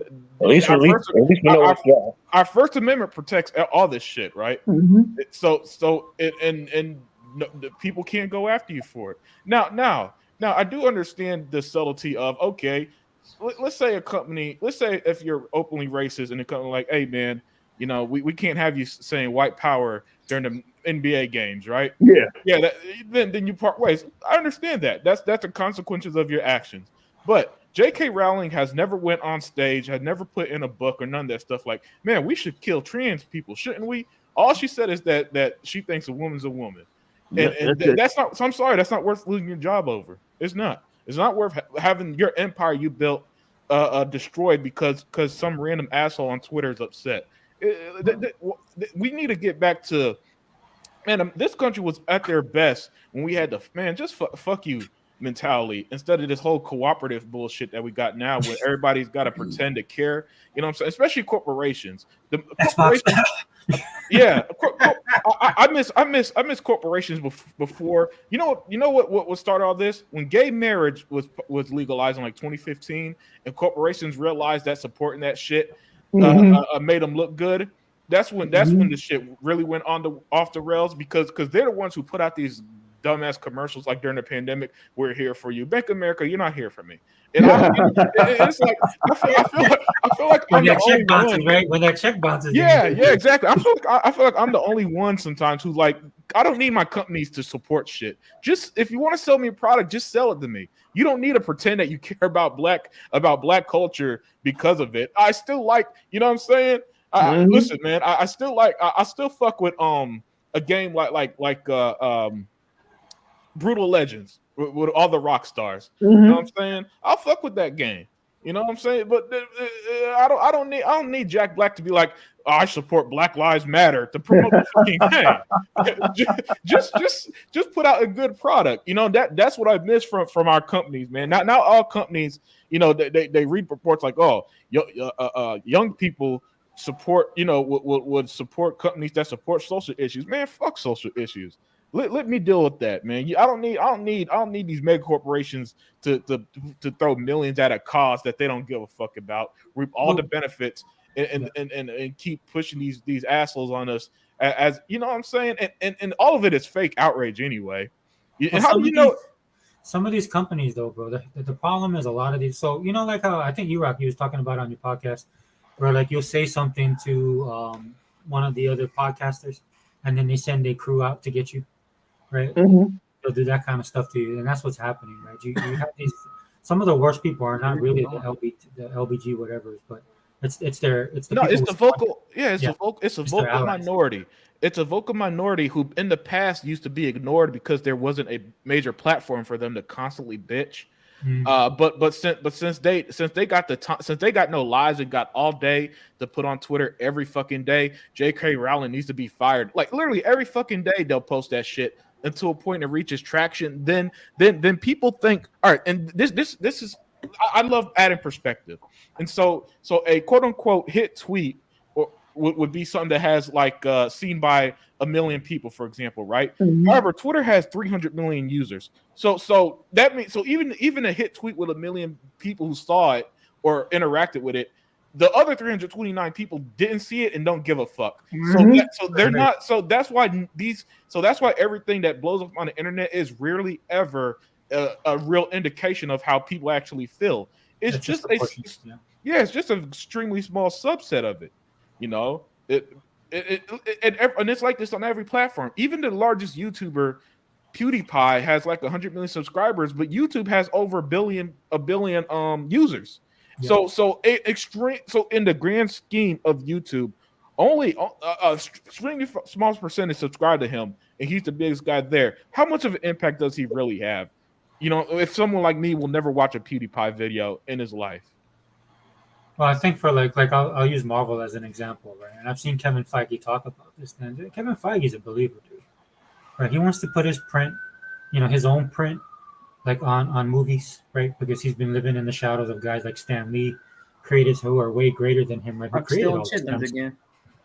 And so what? Good Lord. Hey, you robbing a bank again? Oh, that's me, dude. Sorry, that's the there's something going on down the road. But so what it is that and where I have a problem with it, right, is it's actually affecting the quality of their product. That's when people tell me, like, are you gonna go watch the latest Marvel stuff? I'm like, look, dude, phases 1 through 3, I'm good with it. Right? It was good. Me and my kids had a good time watching it. There's a lot of stuff in there that I enjoyed. But I mean, at the end of the day, dude, if they're gonna go down this road, like E-Rock said, I'm not gonna participate in it. And even more so, what Disney doesn't understand and why their stock is ridiculous right now, even though they brought in Iger, which is the guy who started all the BS, right? The problem that Disney faces is, like E-Rock said, dude, there's like so much content out there right now that you don't have to kowtow to these people. And the great thing about stuff being saturated is that there's more options for people. Like with me, like Game Pass is a big part of what I do. I actually have my Disney Plus because I don't watch it, dude. I don't watch it as much, right? So what I do now is I spend most of my time watching Korean dramas on Netflix, right? My taste has trended towards foreign movies because they do the stuff that old Hollywood used to do. And the TV shows are like the shows that I used to watch when I was growing up. Or like I did on Thanksgiving because we wanted to watch the Turkey Drop episode in WKRP, is I bought the entire first season of WKRP. Oh, man. Way to go, dude! Yeah, that's one way back. That's one I own that. I own that show too. That's one of the all-time greats, man. It's an amazing show, right? And so I'm letting with my kids' generation, they're actually listening to, like my daughter was listening to The Doors, man. I didn't even know she knew who they were. Wow. Yeah, and I was like, "What are you listening to?" Because she played that what's that one game? The one with the masks, and then you take that drug. We Happy Few. Oh, We Happy Few. So the music, the soundtrack in that thing is awesome. So my daughter started listening to that music, and she started doing this deep dive. And the next thing you know, on her phone, she has like The Doors, and I'm like, "What are you listening to?" She goes, "Oh, Dad, it's this group. It's called The Doors." I said, "Yeah, I know who they are." Right? And he goes, "Yeah, this the lead singer is Jim Morrison." Yes, I know that too. And then she's like, "Yeah, he's a really great guy." And then I was waiting for her to say about the drug abuse and all that stuff. And I was like, "Okay, well, she doesn't know that, so I ain't gonna say nothing." But you see what I'm saying, right? It's people like our boy, man, Jeff Goldblum said in Jurassic Park, nature finds a way, right? So that's what's happening. That's what's happening right now. Not to cut you off Unlimited, but gee, man, your daughter sounds like the equivalent when my dad heard me listen to the Isley Brothers. Yes, good shit. Yeah.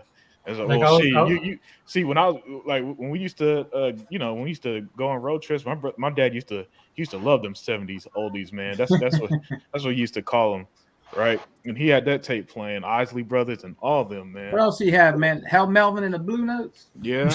Yep. Yep. He had it all. He had it all, man. Yeah, man. Denise Williams, Celia Me. Geez, man, I have a whole playlist of the shit he used to play. Dude, I was listening to Gap Band the other day, right? Because it just popped up on my list. Oh damn, So- Sega Forever, you man. Wow, what the hell is why you know about that? Oh Lord. My uncle, my uncle went to all the concerts. The Earth, Wind, and Fire came here. Dude, Journey's Oh been here. man, So like that's my uncle on my dad's time. that's 100 shit. Yeah. So Yeah. that's my uncle and my dad's time. So my uncle would always be listening to all that music, dude. So Good music is universal. yes, good yeah. Be listening to Teddy Pendergrass. Yeah. Teddy Pendergrass, Peaches and Herb, all that stuff. Oh Damn. man. Because they were big in the 70s. So what happened was like Earth, Wind, and Fire before old boy passed away, which was sad, but they actually came back to Hawaii several years ago, man. My dad actually to go. My dad doesn't go anywhere, and he actually went to go watch the concert. It's big time. Hey, Sega Forever. I wanted to say something that Unlimited and E-Rock said, man. Yeah, go ahead. And even some extent Fireboss. You can't really say nothing today, and you guys will know what I'm talking about when I say this. For instance, look at what's her name from Full House, Candace Cameron Bure. She used to be on Hallmark Channel. She made the Hallmark Channel what it is when it came up for Christmas movies. She was the icon and the flagship for the Christmas movies. So when she came out and said, "Well, I believe in God. I'm a Christian, so I believe man should be with woman and woman should be with man," they ousted her. They ousted her, man. She went to the other channel called the Great American Channel, and she said, "I can do more stuff over here. I want to do movies that pertain to families that are, man and woman together with their kids on Christmas, enjoying Christmas." But man, did they really, really blow her out try to blow her up. All these LGBT people coming on and say, "Candace Cameron, you're no good. You're racist against gays," and it was nothing about that. This is her opinion. This is how she feels. This is what she believes in. Family values. That's what she believes in. But yet they look what they try to do. They try to ruin Candace Cameron Bure. That's that cancel culture bullshit, man. Man. Something like that needs to die. Right. And what's so funny is that the ones who supposedly concocted the whole cancel culture concept, their asses were being canceled. Were being canceled as well. Yeah. Yeah, Like, The irony of it all, dude. The irony. yeah, that is the great irony of how stuff like that tends to work. Hey, Yeah. just real quick, let me read. They breed. Oh, sorry. Go ahead. Oh no, just let me read what Google says, man. Hey, Google, thanks for stopping in, man.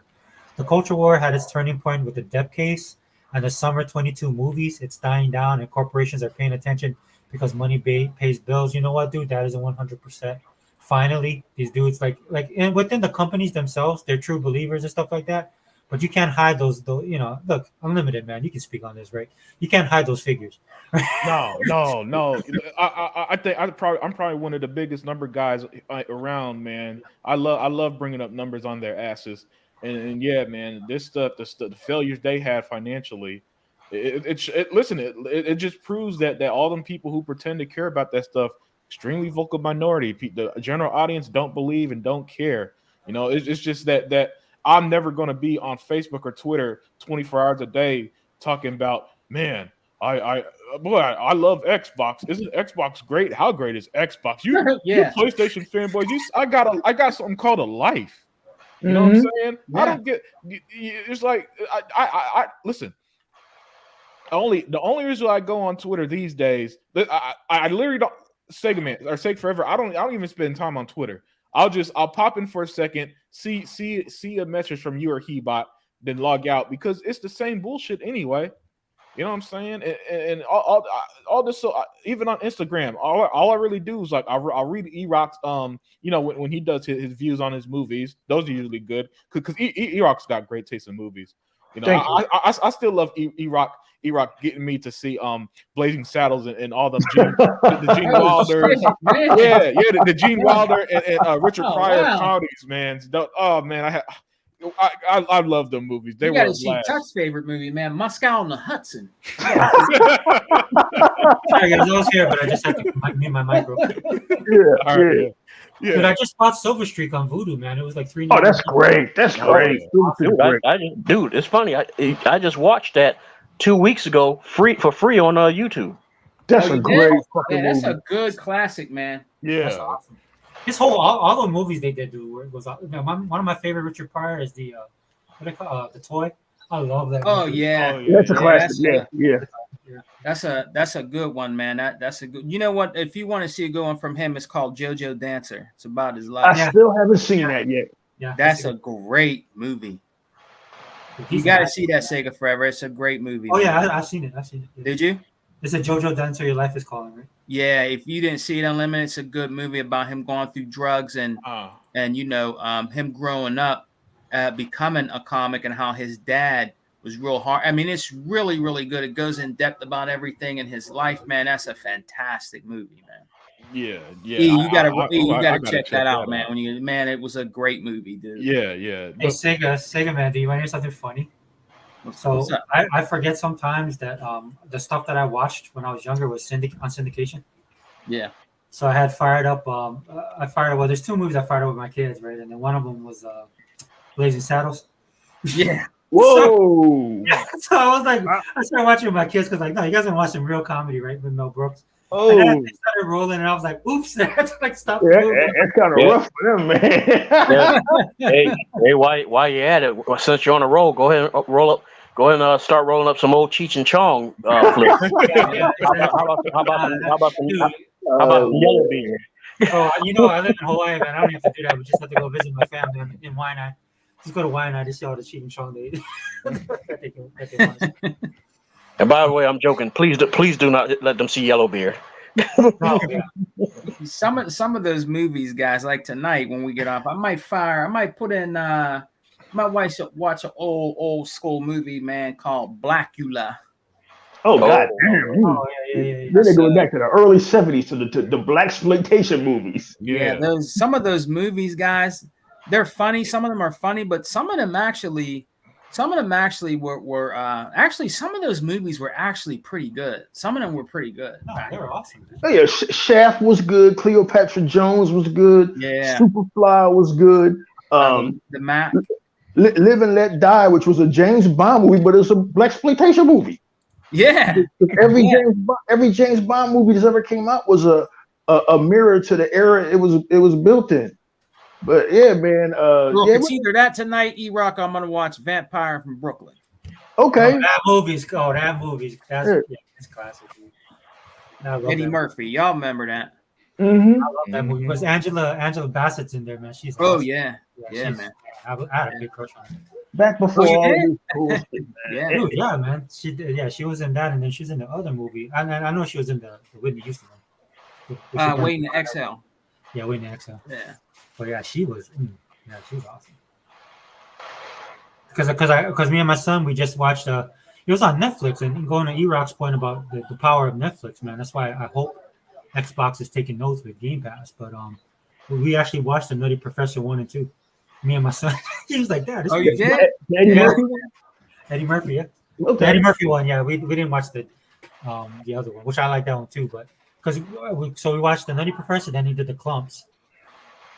You might, E-Rock. I don't know if you remember, or none of you might remember, man. Back in those '80s, they had all these different types of movies, right? Bro, and there was this one movie I liked in particular. It had Andy Kaufman in it, and it's called Heartbeats, and it had God damn, they went back to 1981. Damn. Yeah, and it had The one with the Bernadette robots. Peters. Yeah, I know. Yeah. Heartbeats. You remember that, E-Rock? How do you come up? That's like the most obscurest fucking.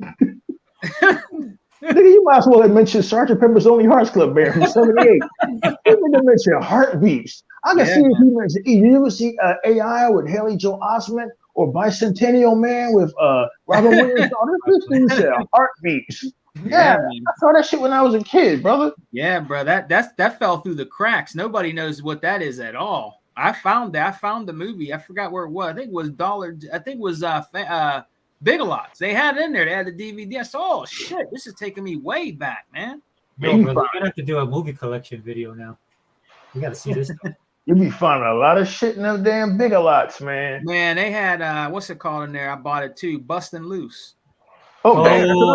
Oh, It's another Richard Pryor movie. Yeah, man. That's another good one. Him and Cicely Tyson. Yeah, that's another good one. Yeah, man. Back in the day, man. Before all of this, really, 2016 shit just went off the rails, man. Everything's got to have inclusivity. everything's got to be diversity. Just write good fucking stories, man. That's Yes. all we want. Yeah. Just write good fucking stories. And Disney still hasn't learned their lesson yet because they still got the Little Mermaid in the chamber. And I hear they're remaking Snow White, except now Snow White is from Mexico. So that's going to go over really well. Oh, I thought you were going to get black. Snow White and the hot tamales. That's going to go over really well. You guys are just racist. And I was watching a video earlier, and somebody had said, if you have such a disdain for the fucking material you're remaking, then why remake it? Why remake it? They're just so fucking crazy now. They tried to boycott Netflix because Netflix stood by Dave Chappelle. You know what you said is a great example of why these boycotts are pointless. Netflix just said, "Man, fuck y'all," and what happened? Nothing. Nothing. The world didn't explode. Nobody went out and murdered gay people or whatever the fuck they blamed Chappelle for. Yeah, man. Literally nothing happened. It's just a bunch of. Listen, I will die on this hill. I think that in a lot of our Western cultures, life is so good that a lot of people are bored. And listen, we don't have the same problems people had 100, 200 years ago. We have shit like modern medicine that keeps us alive forever. We got technology out the ass that makes life so comfortable. I could live in Texas in August and not die, and not die in 106-degree weather. You know what I'm saying? I'm not working on the fields like my grandparents did in the South 200 years ago. So the truth is, and I will die on this hill, life is so good for a lot of us in these countries that we're creating our own problems now, and it's a bunch of superfluous shit that don't matter. I'm sorry. It's being upset because somebody don't want to watch gay people is not an issue. It's not. It's just you being mad for no reason. An issue is if, man, I can't feed my family today. That's an issue. An issue is, man, I don't know how we're gonna keep a roof over our head. That's an issue. An issue is, I'm not losing my job. Yeah, exactly. You know what I'm saying? But all the stuff that they pretend to be outraged. That's why I just can't get into it. You know what I'm saying? Because it's a bunch of superfluous shit. None of it is important. And it's as proof, the moment you ignore it, life goes on. You know, nobody died because Chappelle made a joke. I'm sorry. Words aren't violence. We gotta stop. I don't know when I was a kid, we had sticks and stones, right? And so, and that was pretty simple lessons. Kids could say whatever the fuck they want about you, it doesn't matter. And now they tell kids words are violence. How? Unless a kid is going around saying, "Hey man, I'm gonna beat your mom up or some shit." You know what I'm saying? Oh, you saw how far that go. Yeah, but words. Listen, man, words aren't fucking violence. Even if somebody says fucked up shit to you, you could react to it or not. Somebody could come in the chat right now and say "fuck you, Sega forever," and he could either blow up or block him, right? And you know what happened if nothing.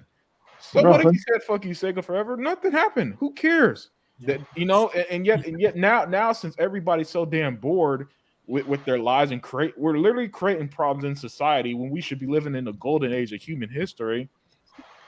We got to deal with shit like this, even though none of it matters, in my opinion. Listen, we're not dealing with we're not dealing with World War II that led to hundreds and millions of deaths. We're not dealing with the fucking Spanish flu that killed a large percent of the human population, over 100 million people.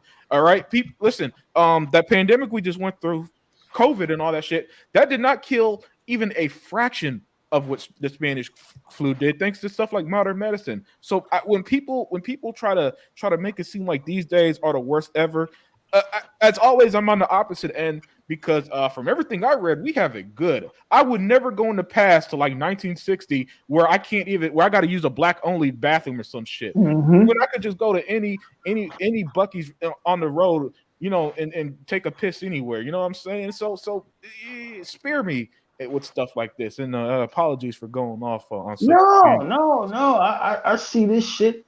I see this shit every fucking day. Instagram is the only social media that I have. I only do it because one, I get to keep in contact with a few people who I really enjoy interacting with on social media. I enjoy writing my movie reviews and entertainment stuff. But I see this crazy shit every day. People are just like he said, they create their own fucking problems. And some of these problems are hilarious. When you call these problems out, it's you who don't fucking understand. I mean, I've this last month I've seen the entire gamut. The fucking people are all on the CNN site, like, see, Biden had classified materials in his house because he's 126 years old. He took the motherfuckers home and forgot he took them home. Like, oh shit, I took home the plans for the bomb. Whoops, the motherfucker's senile. What do you want? We put a senile guy in office. He's gonna do shit like take home the fucking plans for the nuclear missiles and the fucking space station and shit like that. Whoops. But if you ask him to give them back, he'll give them back on like a certain other motherfucker. Yeah. I seen Star Trek fans now. They hate Captain Kirk for some reason. Well, you know, he won't go to George Takei Sulu's wedding. You know, why should he? What does William Shatner owe? No offense. Listen, no one's a huger classic Star Trek fan than I. I own the entire fucking 76 episodes of Star Trek the original series, right? No one's a huger fan than I am. What does William Shatner owe these motherfuckers besides the fact that he kept them fucking working for like 40 fucking years? What more does he owe? What more does he owe anybody? I've seen all kinds of shit this week. I saw a black woman mad because somebody put up a few minutes of Anchorman 2. You know, when fucking Ron Burgundy's at dinner with his black girlfriend and he's wilding out. Look at Big Papa over here. Who's this white man eating my chitlins, drinking my Ripple? Now, one of you pipe smoking bitches, please pass the gravy. Like, she got mad about that shit. Like, they're making fun of black people. They're degrading black people. No, they're making fun of how dumb Ron Burgundy is. You stupid bitch. I seen all kinds of shit today. Well, they voted in New Jersey, New Hampshire, the teachers can't have the rainbow flag in classrooms. I said, good. Kids don't need no distractions in classrooms. And kids don't need teachers coming in, passing down their fucking dogma and their beliefs to these students in school. Oh, you're just exactly. I'm a racist. Thank you, Sega Man, for finishing the sentence. Yeah, I'm a racist.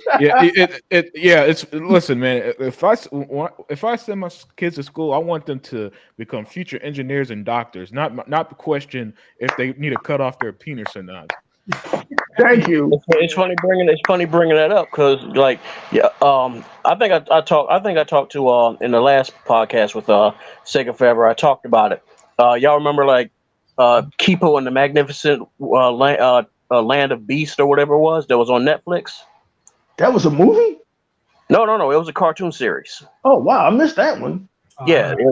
Matter of fact, I think it looked like it was the same studio that did Teen Titans. Okay. Now they had now the thing is, it's like I was digging it, you know. Me and my little brother, it's hard, dude. It is hard to get him for a kid. It's hard to get him to be interested in any damn thing, anything. Mm-hmm. If it isn't Godzilla, if it isn't Transformers G1, forget it. When I got him hooked on G1, I broke him. I broke him. He didn't want to deal with nothing else. Yep. And yeah, so here it is. He's actually enjoying it. He's liking it, and they introduced the male secondary character. Was he black? Yep. Yeah. I already know where it's going. Yeah, you probably do. And so when the main character, the female, reaches over to kiss him, because this is like, the episode is like celebrating her birthday, and I'm not going to tell you the full story because I do recommend checking it out. But spoil it because I ain't going to watch it. Yeah. So either way, basically, it takes place in a alternate post-apocalyptic world where a virus was released into the atmosphere, and mankind had to like go into these bunkers, and they've lived in these bunkers for like well over 100 years. And the virus like evolved, being like, kind of like either mutated or anthropomorphic and stuff. So there's like only like a small handful of humans that dare to go to the surface.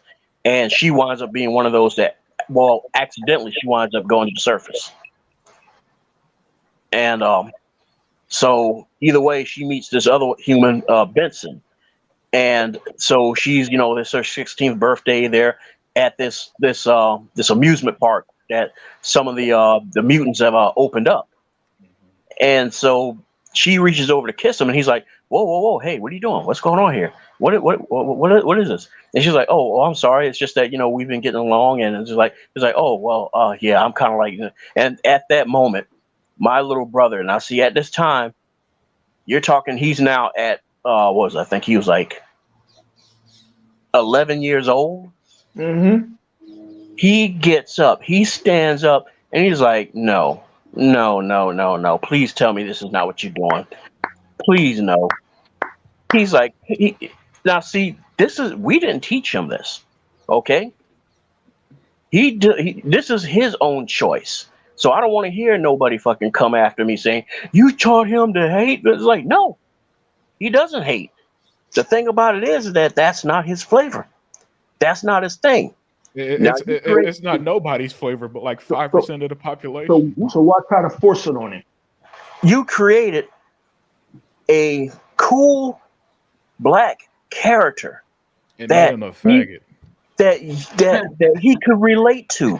Vincent was cool as fuck, and that you killed the character, you ruined him, and it's like, and that's all, and that's exactly what Adrian said. Adrian said, "Why is it that when there's something for me, there's a character that relates, he just stormed off." Yeah, they did the same thing on Netflix, that show Dragon Age Absolution. I stopped watching after the second episode because out of the you can see where they were going. Yeah, out of the 6 characters, 4 of them are gay, including the black dude and the black woman are both gay. And I'm like, yeah, I'm out. You guys remember that movie Fear of a Black Hat? What is it? Fear of a Black Hat? Wasn't that like a comedy about rappers or something like that? It was, man, but there's an underlying message about like society being afraid of black people. So it was like a tongue-in-cheek kind of thing. Mm-hmm. But I've always thought about this, dude. It's like that's what you're experiencing now, right? But, like you have like look for the foibles that people have with a movie like Black Panther. Yeah, right. That was when you compare it to what they're doing with Black Panther 2, right? Is a total paradigm shift again. Well, it was a strong black male. Yeah, exactly. Yeah. And all the characters were like that. All the characters like that. Now, people that I know that went to go watch the second one, because they're kind of and they it kind of goes over their head, but they're scratching their head saying, "Well, why didn't they use M'Baku? Or why didn't they use this person?" And I'm like, "Well, I'll tell you why." But then you tell me I'm a racist. So, well, look what they've done. Look what they're doing. And DC hasn't done it yet. I think that. Well, one, they have the luxury of only coming out with 2 movies a year or 1 movie a year, but they haven't done it yet. But look what they've done. The heroes who anchored the MCU were Iron Man, Captain America, and Thor. 3 manly ass dudes and shit, right? Well, 2 of them are killed off. One, they turned into a complete clown. And who they replace him with? They replaced him with Captain Marvel, a woman who's angry, who doesn't have to work for anything. Everything's easy for her. There's no struggle. They replaced her with America Chavez. They it's an entire Thor is fucking Jane Foster now. Now, granted, that was in the comic books, right? But that's no excuse to make Chris Hemsworth the butt of the jokes in his own movie. Yeah. In the comics, when Jane Foster was Thor, she didn't talk down to Thor. Thor wasn't some random dumbass who could barely form sentences together like Homer Simpson or some shit. Well, I can tell you this as a Marvel guy. The problem is, right, they can't do those storylines because it shows the woman as being vulnerable. That's what I hated about Scarlet Witch, man. The reason why she becomes ultra powerful, but she actually loses her mind and she warps reality and she basically wipes out all the mutants. Yep. That's so crazy because some of the best strong women characters of the last 30 years have been vulnerable. Sarah Connors is vulnerable. Yeah. There's a scene in Terminator 2 where she's about to kill Miles Dyson, right? And she sees his little son trying to protect her. And Sarah Connor breaks down because it's just too much for her, right? Mm-hmm. And her son, John Connor, says, "Mom, it's going to be okay. It's going to be okay." So because John Connor is a strong male figure who's helping his mom who's vulnerable, what do they got to do? They have to kill John Connor. And they fucking did it. They killed John Connor and tanked the series. all the strong male characters are being fucking eviscerated now, right? We can't have a strong male. Listen, they really fucking hate Captain Kirk. They fucking hate him. William Shatner, they hate any sort of masculine leader, because going back to Netflix and cartoons again, look how they did great leader Shiro. In America, the leaders of Voltron Force was Keith. No, it wasn't. The original one was the one who actually was piloting the Blue Line in the American one. He was the actual Black Line pilot, which was a Shiro. They turned Shiro gay. Oh, of course. They forced that one bad. Yeah, they hate classic masculine men. They hate men that sleep around. I mean, listen, man. I mean, remember in Iron Man 1 and 2, he had women in his bed and stuff. Yeah. By the third one, he's marrying Pepper Potts, and nothing wrong with growing up and getting married in life, but it's just funny to me that the Playboy of Marvel, you know what I'm saying? The Playboy of Marvel, they even try to strip that away of him towards the end. Yeah, and you know that Stan Lee basically, he was a combination of Howard Hughes and Hugh Hefner. That's Stan Lee said that in an interview. That's the creation of Tony Stark. Oh yeah, dude. When I went to one of my first comic book conventions, and I actually bumped into him, that's how the dude was. The dude had one girl in each arm. Mm-hmm. They're not going to. They're doing it. They're going to destroy these fucking characters one by one. Like I was saying about Captain Kirk, because we could talk about these characters all day, right? There's only two guys who are on the King of that Hill, James Bond and Captain Kirk.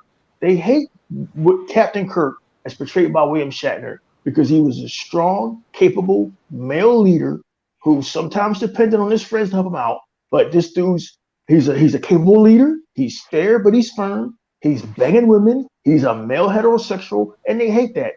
But the guy that they really want to destroy the most is James Bond.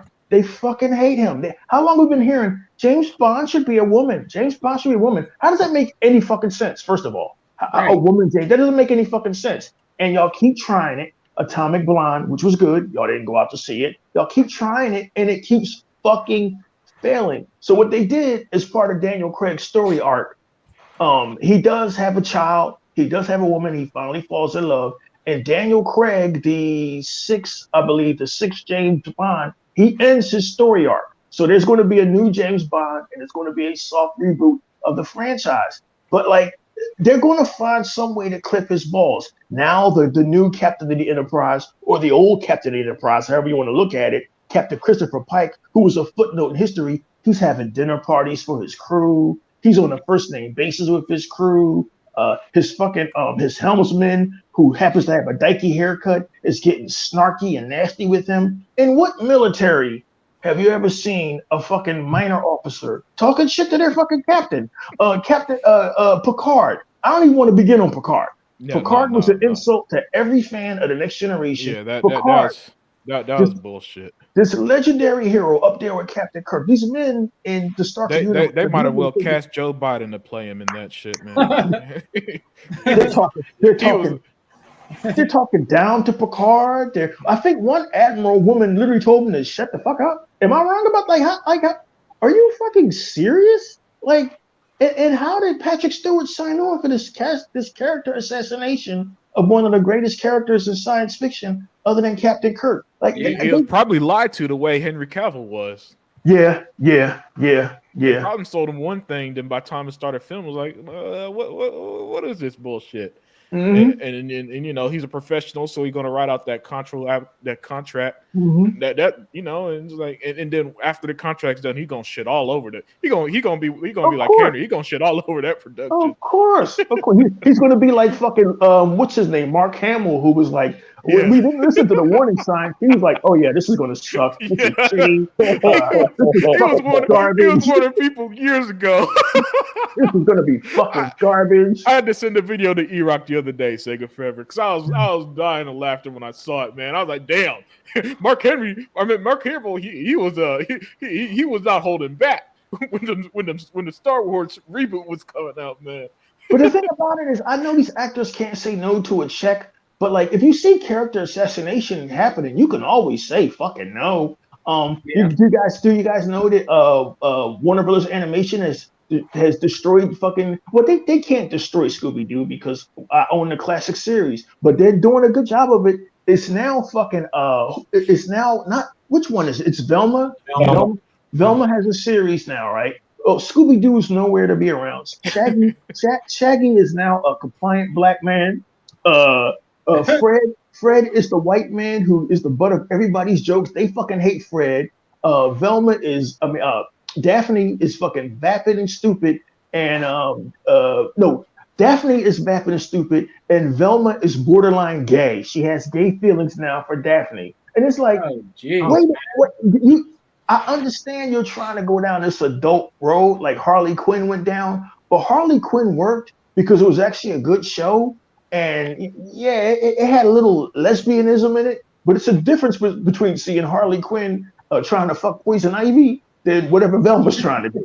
Like they just don't care anymore. They don't care how much money they lose. They don't care how many fans they chase away because, well, we didn't make this Iraq for you, old timer. We didn't make this for you who watched the old Scooby-Doo or the old Star Trek. We made this for the new generation of viewers. Well, guess what? The new generation of viewers aren't watching this shit.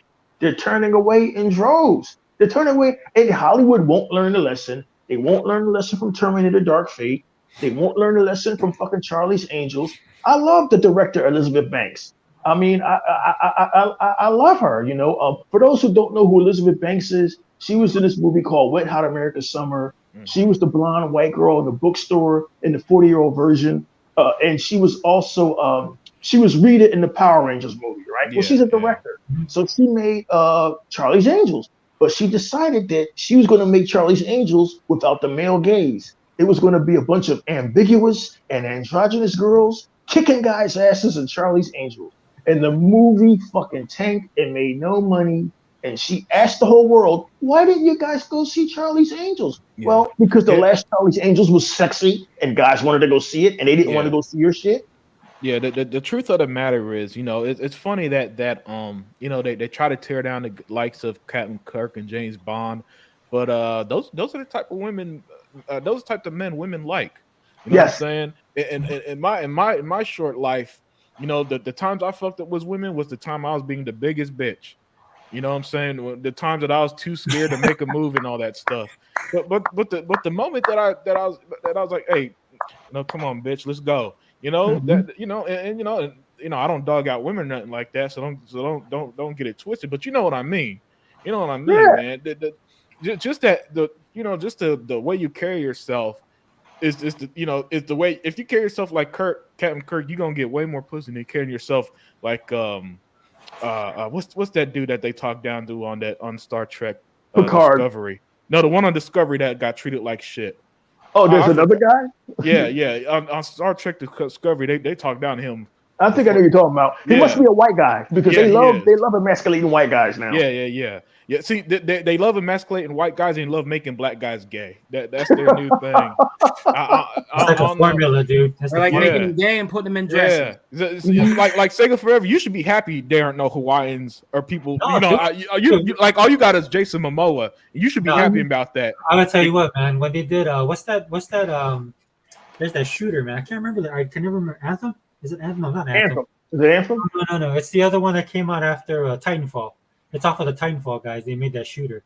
Is it Apex Legends? Something like that? Yeah, thank you. Unlimited. Sorry, just like I just really quickly. So they put a guy in there and he's Polynesian. So my nephews were like, "Oh, that's pretty cool," but they made him gay.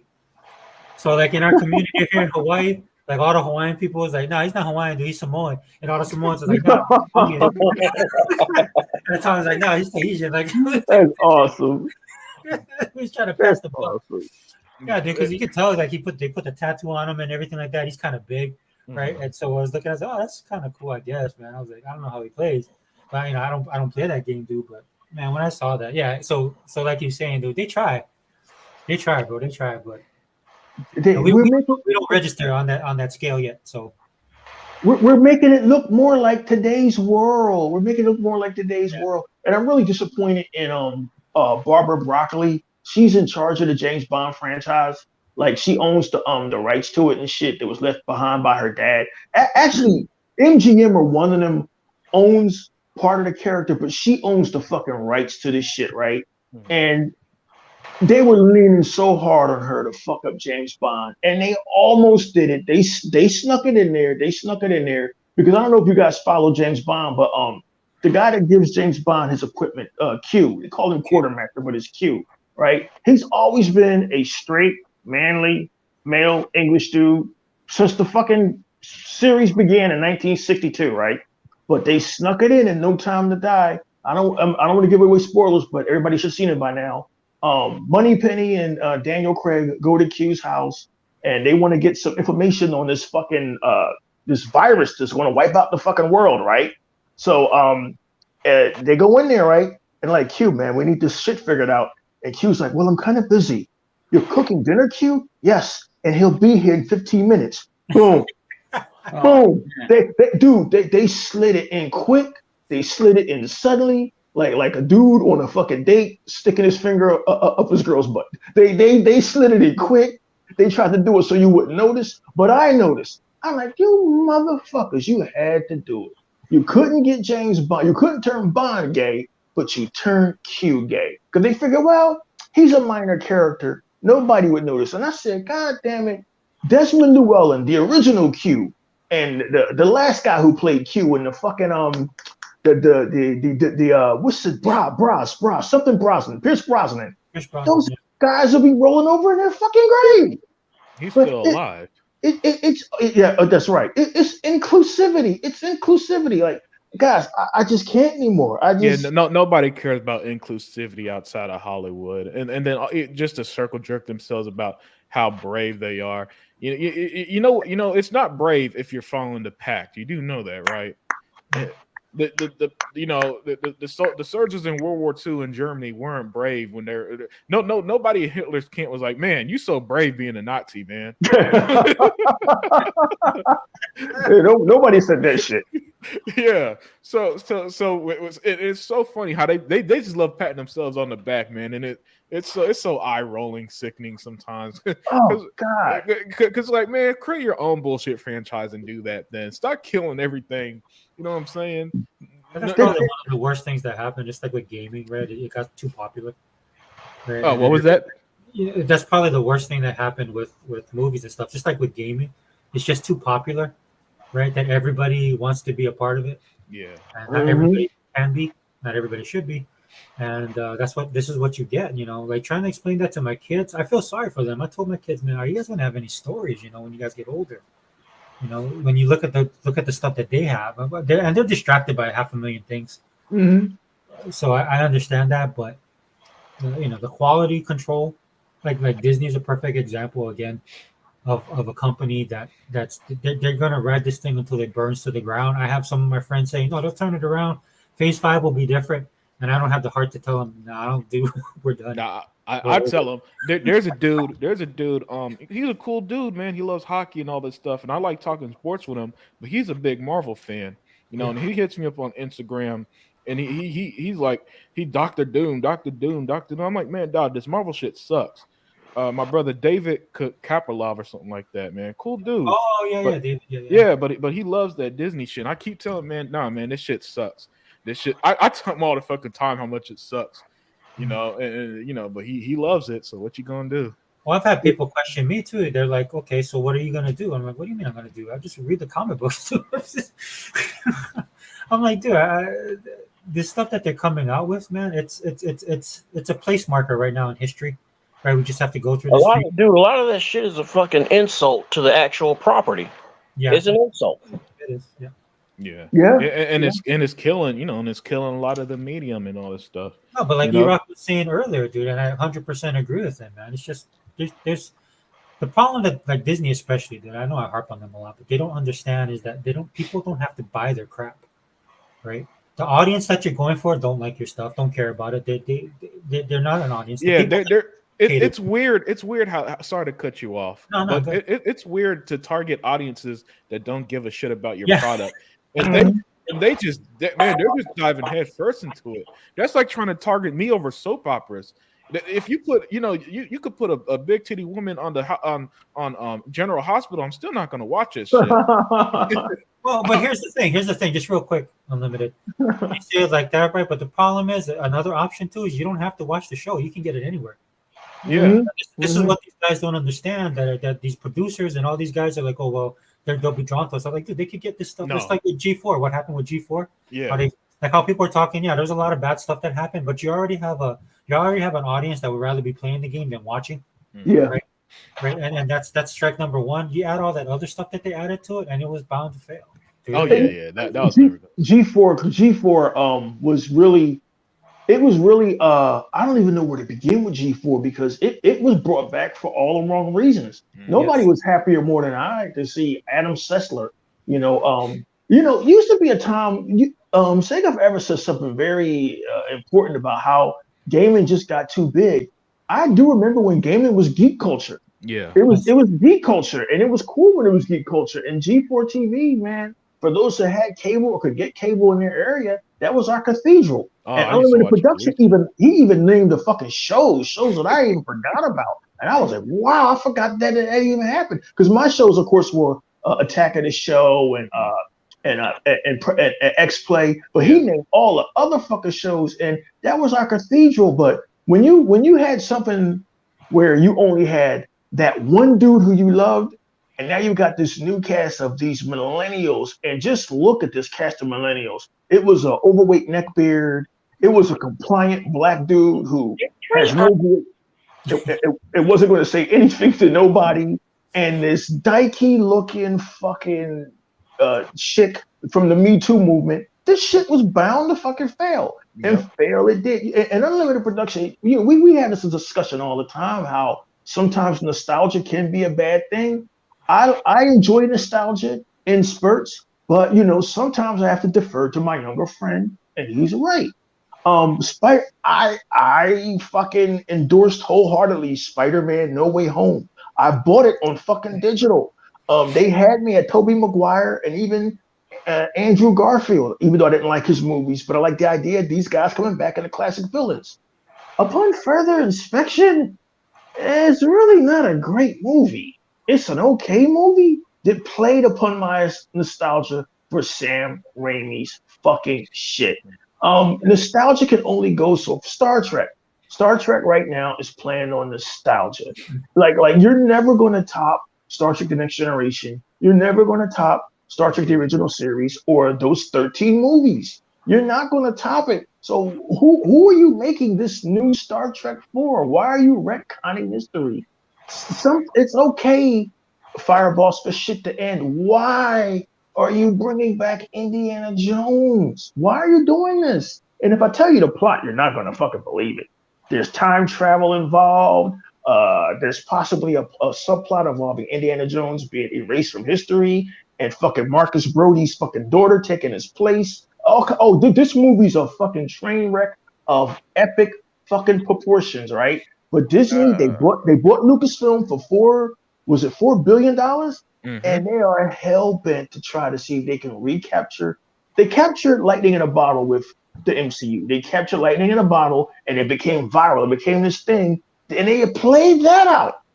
How do you destroy fucking Star Wars? Fucking Kathleen Kennedy found a way. She was like, God damn it, we're gonna fucking do it. We're gonna put out so many Star Wars movies. Is somebody playing Simon? We're gonna put out so many Star Wars fucking movies and TV series that you're gonna get sick of this. And my thing, Sega Forever, I think I said this a couple of weeks ago. Can you guys still hear me? Yeah. It's okay, Sega man, for things to end. Somebody who I really appreciate, this wrestling manager and podcaster named Jim Cornette, always said, "How can I miss you if you won't go away?" Doctor Who, you're like on your fucking 10,000th regeneration.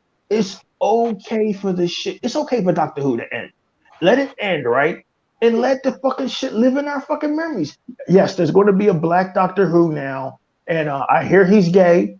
He's gay in his real life, but they're going to have to try to integrate that into the show some kind of way, because Doctor Who couldn't be a straight male going through time and space Sometimes a young guy, sometimes a grandfatherly guy with his companions, sometimes a younger guy trying to fuck his companions in his police box. No, they had to get rid of that and change it to a woman, and the fucking shit tanked, right?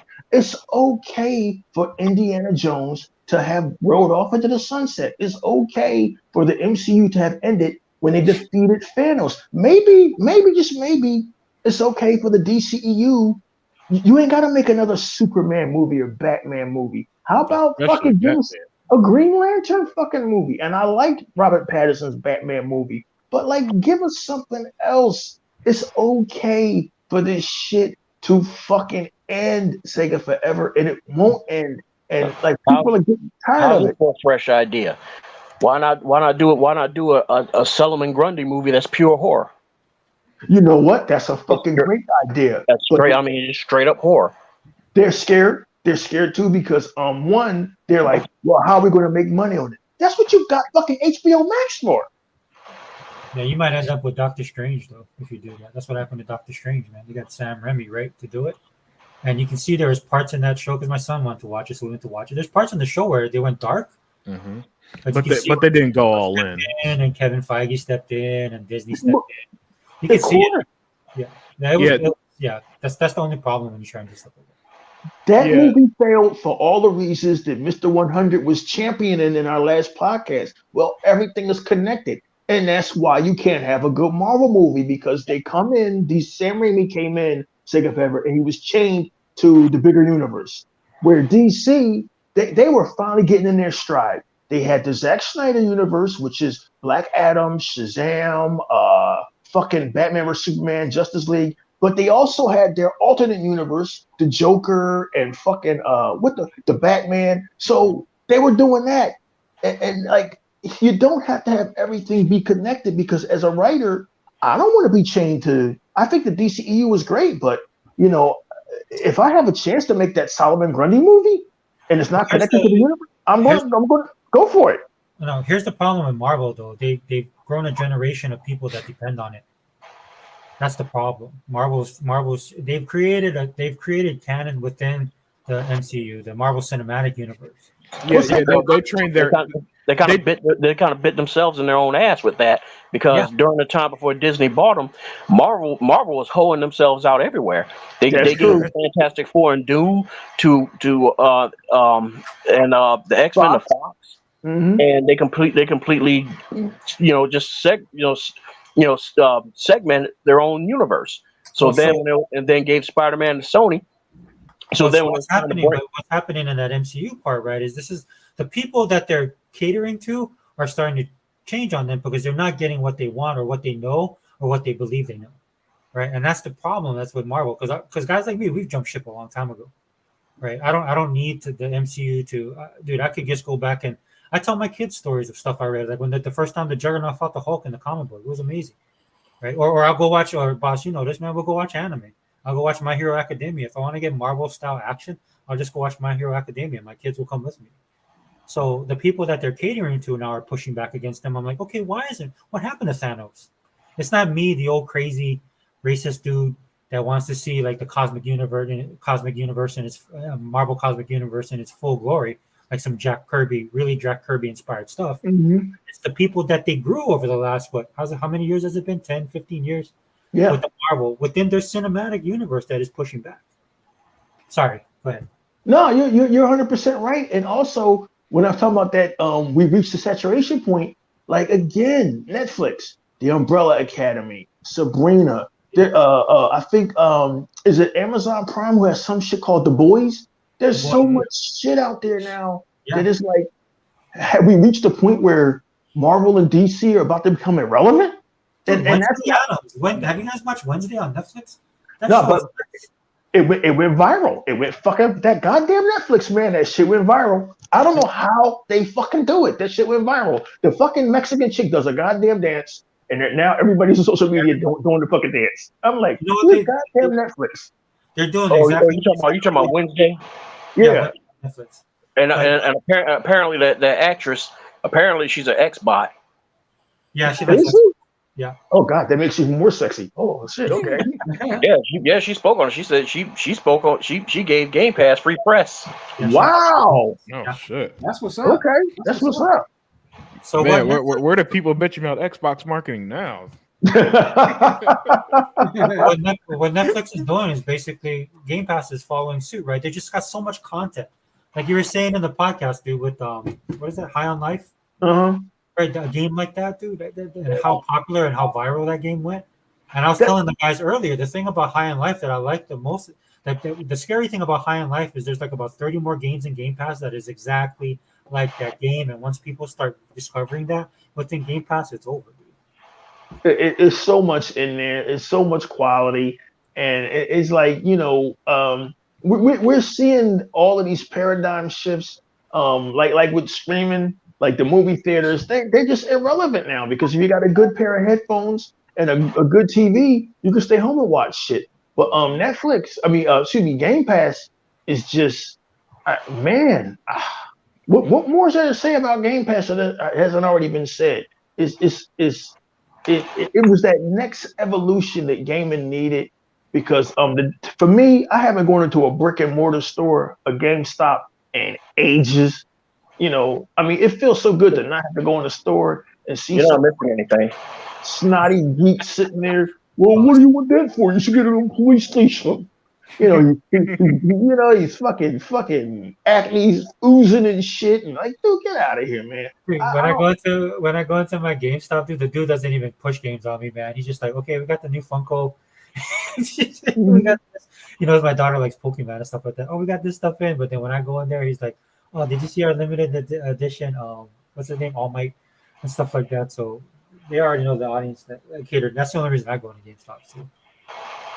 Yeah, man, gaming is in a fantastic place, man. But man, 2023 is just stacked. This is going to be a crazy year for gaming. If you're an Xbox gamer and you're not hyped and you're not happy, maybe it's a you problem. I mean, I don't even really care no more because guys like me and Sega Man and Unlimited, we're just enjoying gaming and we're just looking at all of these. We don't even really get mad anymore. I think the last bone of contention was on our last podcast was Ryan. Was it Ryan McCafferty who said he gave Phil Spencer last 8 years a D? He gave him a D- or some shit as an executive. Don't forget about his rant, dude, about not being at the show.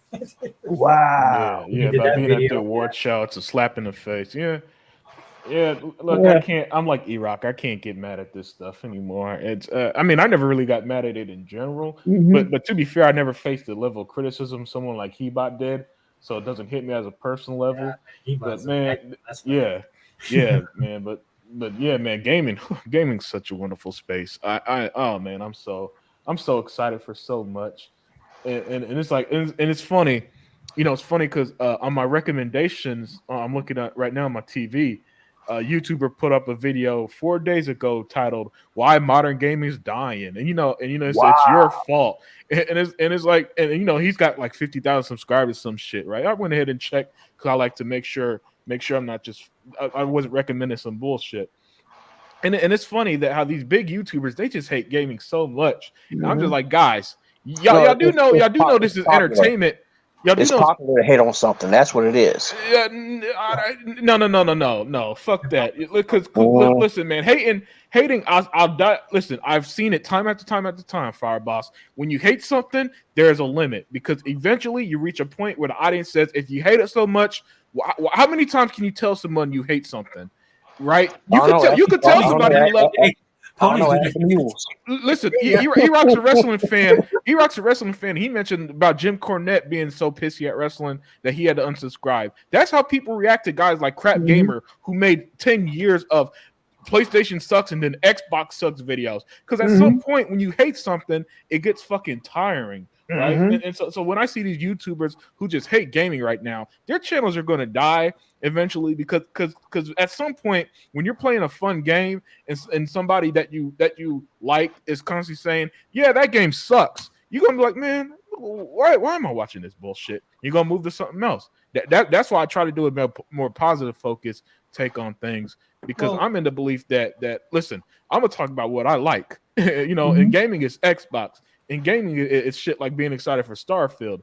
You know, I can't sit there and shit on Sony all day anymore, because But you are gaining an audience, Unlimited. You guys, your channels are growing. The views are more. The interactions, what's that dude? Oh man, I can't remember his name. He always talks about the chat. Others Inc. Other Zinc. Sorry, Or Outer Zinc, according to Outer Sony. Zinc. Yeah. But like He you said, acts like right? he's Outer Zinc. Yeah. But like that interaction that you guys get now, right? It's better that way, right? It's just Mhm. like people will gravitate towards that content. Yeah, and you know what? And why I love my chat, because my chat, they come and they always bring in excellent points. People like Daya and Goggle Poe, they in my chat every video, excellent points. And it makes the videos better because they're interested into somebody who's talking about what they like. Xbox. If my content was, man, Xbox sucks, all will be happening is that I just get trolls all day because you know, my comment section would be like Whip and World podcast or some shit, where it's just a bunch of dudes who are a bunch of miserable dudes who just shit on Xbox and then stop watching when you know, when I like something, because you got to talk about something like once in a while, even if you hate, you know, because that's why I don't follow any of these channels that talk about woke. Yeah, the shit is annoying, but I just don't watch it. You know what I'm saying? At some point, I can't watch another video talking about why Lord of the Rings is woke. It's like, yeah, if you don't like it, at this point, you've made so much content about hating it. Why? You know what I'm saying? At some point, if you don't like something, why focus on it? You know what I'm saying? It's like being with a girl you don't like, you know, and it's, you know, watching a TV show you hate. It just doesn't make sense to me. It doesn't, and it's why I haven't made one video about fucking the destruction of my favorite franchises, Star Trek. I made a couple of videos about Warner Brothers because I had to rant, but other than that, it's done. There's nothing I can do about it. I don't have any power to stop it. It's all about your hate. See, you gotta understand. Nobody else other than me understands the pure, delicious world of hatred. Yeah, and respectfully, boss, I can't go that route. I can't indulge in shit I hate. No, you need to embrace it. You need to open up. Hey man, I ain't Anakin Skywalker, man. You ain't selling me on going the dark side. you think you're dark now? No, you need to open up, get more dark. You need more melanin. I don't want to be like Hebot on the last podcast talking about fucking people up the ass, man. Oh man, Hebot that much. Yo man, Ryan was it Paul Tassi or Ryan McCaffrey? Paul Tassi, man. Drove him over the edge, man. I said, Hebot, it's gonna be all right, man. It's gonna be all right. All these guys, what I was getting at is that what I was getting at with that is I was just saying that it's like, no, you and E-Rock are right, are on the money. You're right and stuff like that. That's why you know, other than maybe one little offset tangent and stuff like that, you don't hear me say anything about Nintendo, because you know that it's like man, that's like I'm so past done with that and everything. But the thing is like the reason why these clowns and stuff like that like to keep Xbox in their mouth in a negative way is because it's like, yeah, they may hate Xbox, but they love clicks. They love being the center of attention. Yeah, they love the analytics. And when their channel dies in 2 years, don't come crying like Crap Gamer did, trying to come back. Don't bull that shit. Yeah. Because Crap Gamer, his shitty channel had what, 70,000 subscribers. His views now is like 600 views a video. Nobody gives a fuck about this dude anymore. That's why he flip-flopped, because he just proved the point right there. He proved that it wasn't about the gaming. It wasn't about the platform. It was the fact that don't leave me. He's like the Joker in what was that Arkham Asylum when Batman sealed his behind in that thing and he's walking away. No, don't leave me, Phil. No. That's a lot of the Xbox guys too, man. and guys, they're so predictable, man. Like Unlimited Production saying some guy made a video about how gaming is dying. But if you look at all these guys that are telling you that gaming is in a bad place and gaming is dying, you do a quick police record check of the games he played: God of War, Elden Ring. So no wonder gaming is dying to you. Look what you're playing. They didn't like High on Life. Oh, that's too cartoony. That's too stupid. They didn't play the Gunk. They didn't play anything.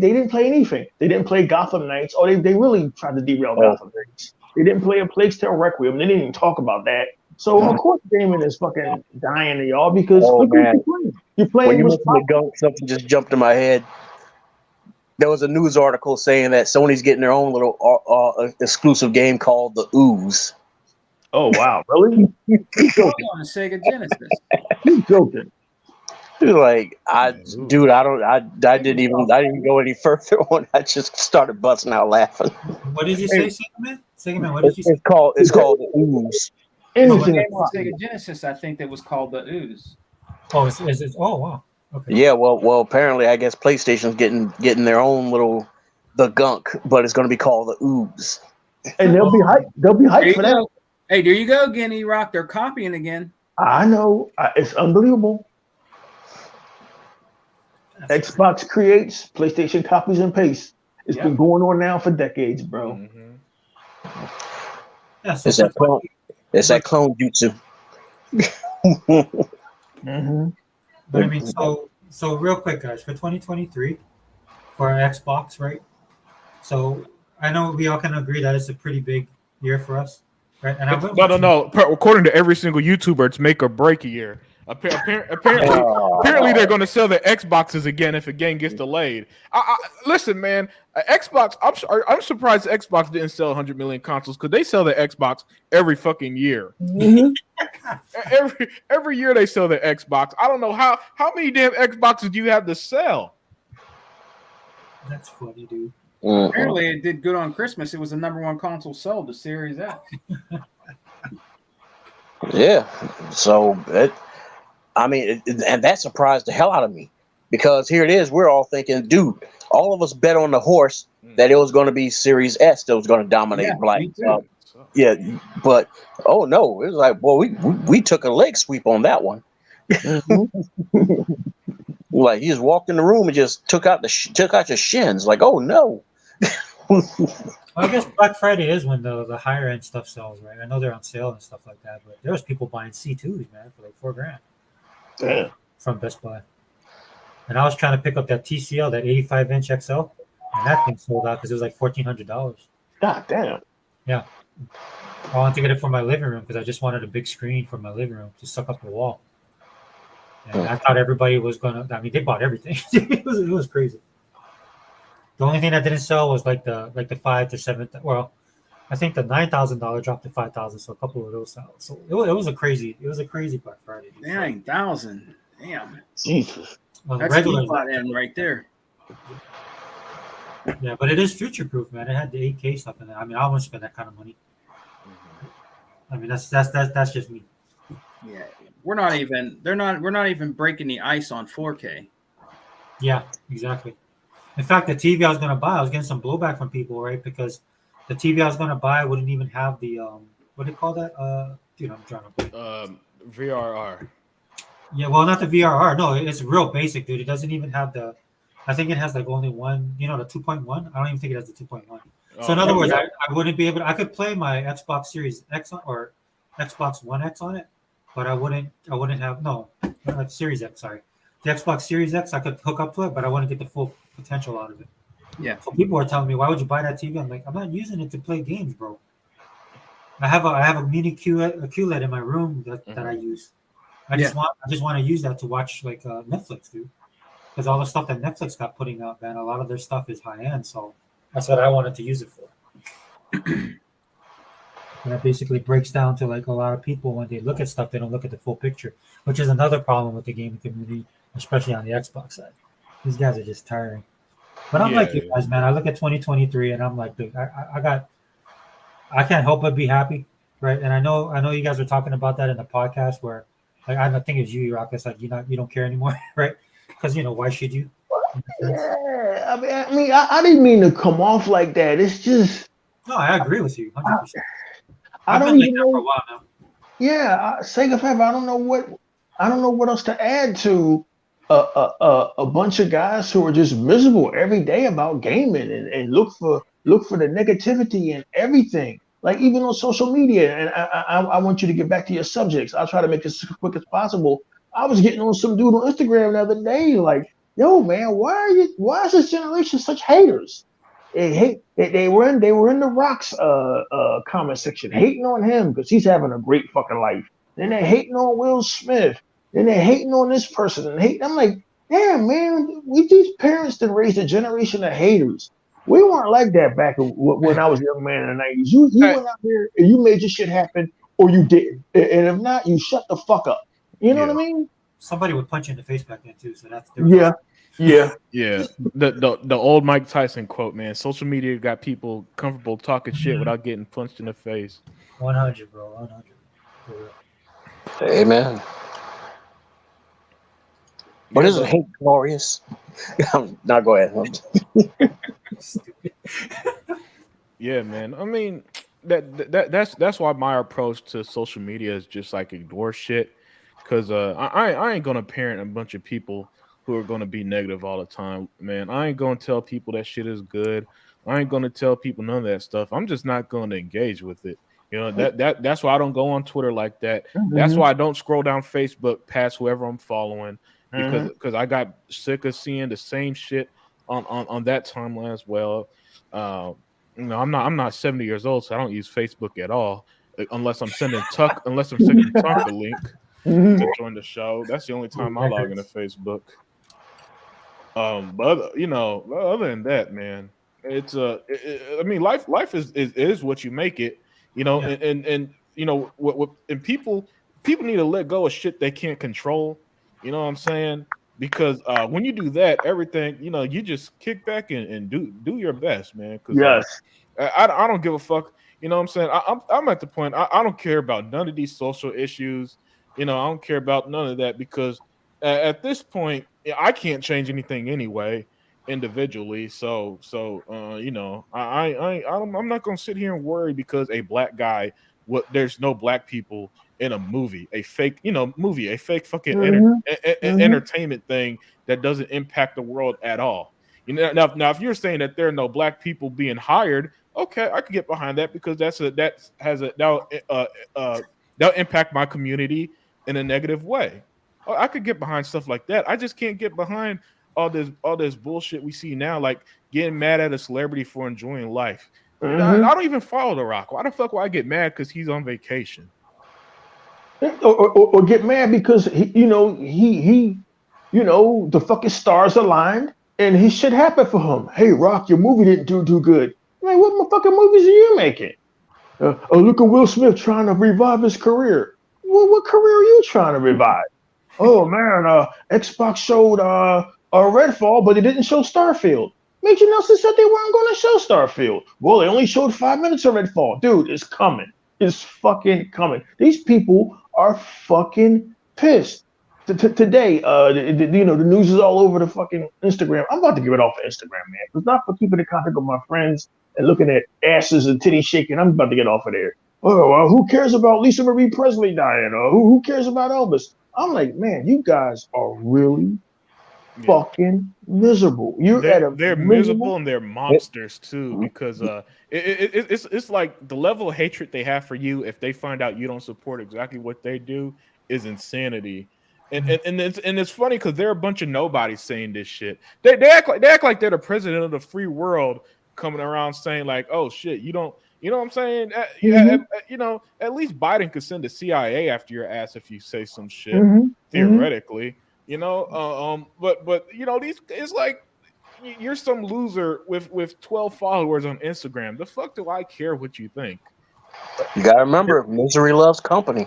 Yeah, well, everybody wants to matter. That's the problem with the generations now, right? Everybody feels like they need to matter. When we were growing up, man, look, dude, you was just a cog in the machine, man. Yeah.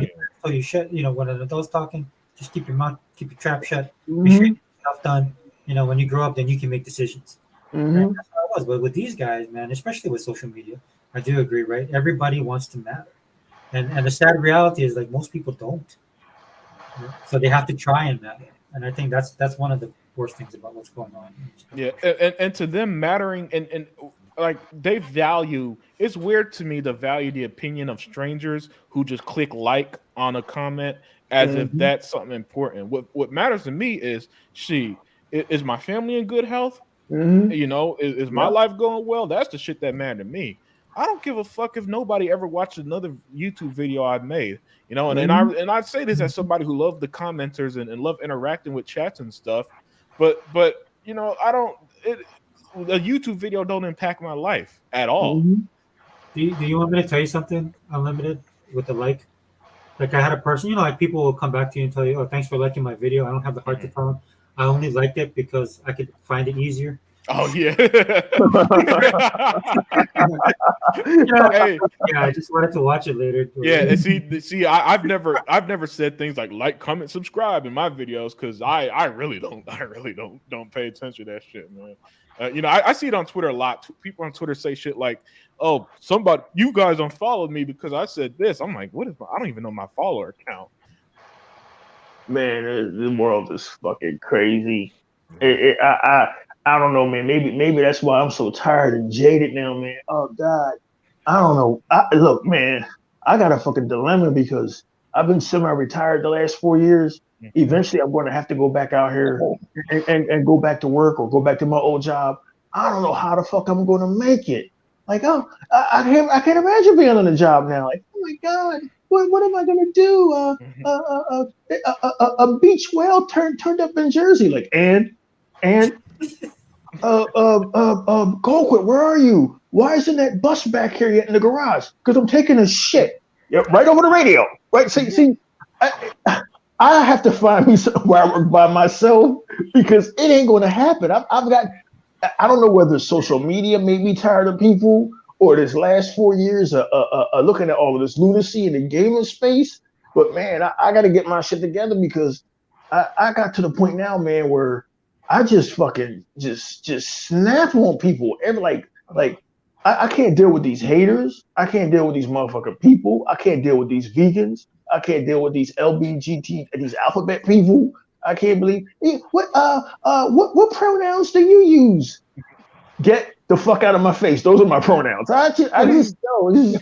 You know what's funny? All that stuff you mentioned, I've never seen in real life. Wow. Nobody's ever asked me what's your pronouns in real life. Oh, maybe because I live in conservative Texas where we still love owning guns and shit. You know, and we aren't a bunch of bitches that try to ban common everything. Sense still prevails. Yeah, but I've never once been asked what are my pronouns. I've never been asked. I don't even know gay people except for one girl that I messed with years ago who turned out to date women. That's the closest to knowing gay people I've experienced. So yeah, man, I don't see none of the shit that goes on social media. So to me, everything there is just like some Fannyland bullshit. And the world is people just trying to make it. Yeah, that's the way it's always been. But now people keep telling me, E-Rock, the world has changed and you're a dinosaur and I've been called a misogynist. I've been called all kinds of shit. I'm like, Miss, please stop using words that I can't spell. Like, what the fuck? Like, the fucking world is going crazy, man. Yeah. Oh boy. I know I'd be miserable in states like California where they take that shit a lot more seriously than here.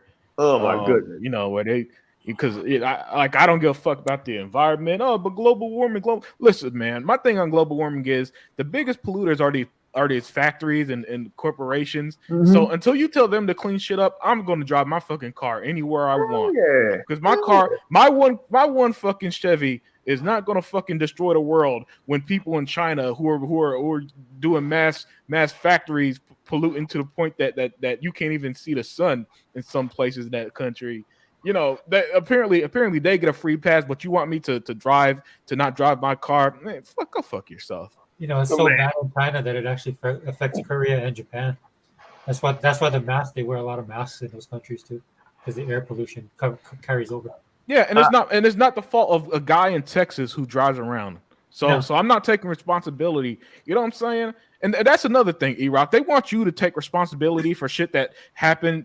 First of all, it's shit that didn't even happen to them. Like I see it with women, how they be pissed. Like my grandmother, bitch, your grandmother is 90 years old when they couldn't vote in 1920. Mm-hmm. You know what I'm saying? I'm not. Why would you be mad at some shit you never experienced? That's why I don't get fucking mad at white folks. I wasn't a slave. The fuck do you want me to be mad at them forever for? Oh yeah, go ahead. Yeah. Fucking a whole bunch of crazy shit going on. I wish I'm glad I live in a black neighborhood. Nobody really cares, but I don't know how I'll be in California. Aren't you going to recycle those cans and bottles? Like, wait a minute, you white folks have destroyed this fucking planet, and now you want me to care about it? Get out of here.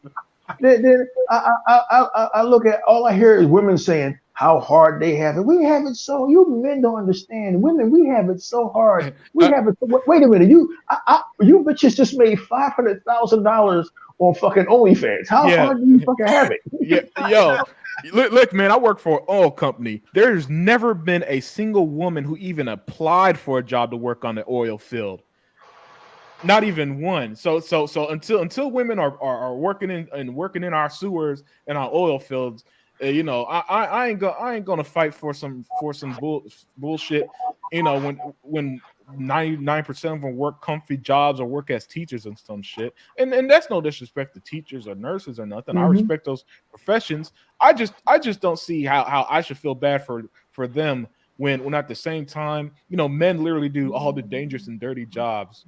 Digging ditches, reading meters and wet basements, getting electrocuted, fucking lion taming and shit.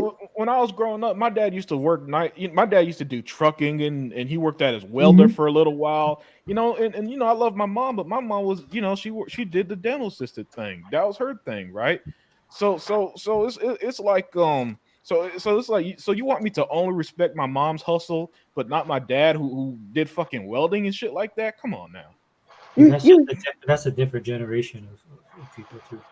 You men, you have it so easy. You don't know. And I love women, but you guys don't know how hard it is. Women, it's really hard. Like it's been really hard. Me and Hebot struggling with a ridiculous fucking YouTube channel for fucking 7 years. Where if we had been chicks and just fucking Twitch stream with our titties out, we would have had 1 trillion subscribers by now. We could have fucking retired and shit. Yeah, y'all got it so fucking rough. Instagram, you fucking spread your ass cheeks. You got 1 million fucking followers. And not only that, even as a society, they take women's issues seriously. 85% of men are homeless, right? And there ain't a single motherfucker that looks at a homeless dude and be like, man, I gotta help you out. You see one woman holding a kid's hands, motherfuckers will line up to give her a place. Matter of fact, even the housing that holds homeless people mostly hold women and exclude men half the time. So even on a societal level, I don't see it. Like we don't live in Iran, guys. No. If you're from Iran, I'm on your side. Yeah, I am 1,000,000% on your side. But outside the country, they hate women in Iran. Yeah, we on your side 100%. If you live in Iran. Yeah. If you from a country like Iran, I am fighting with you there.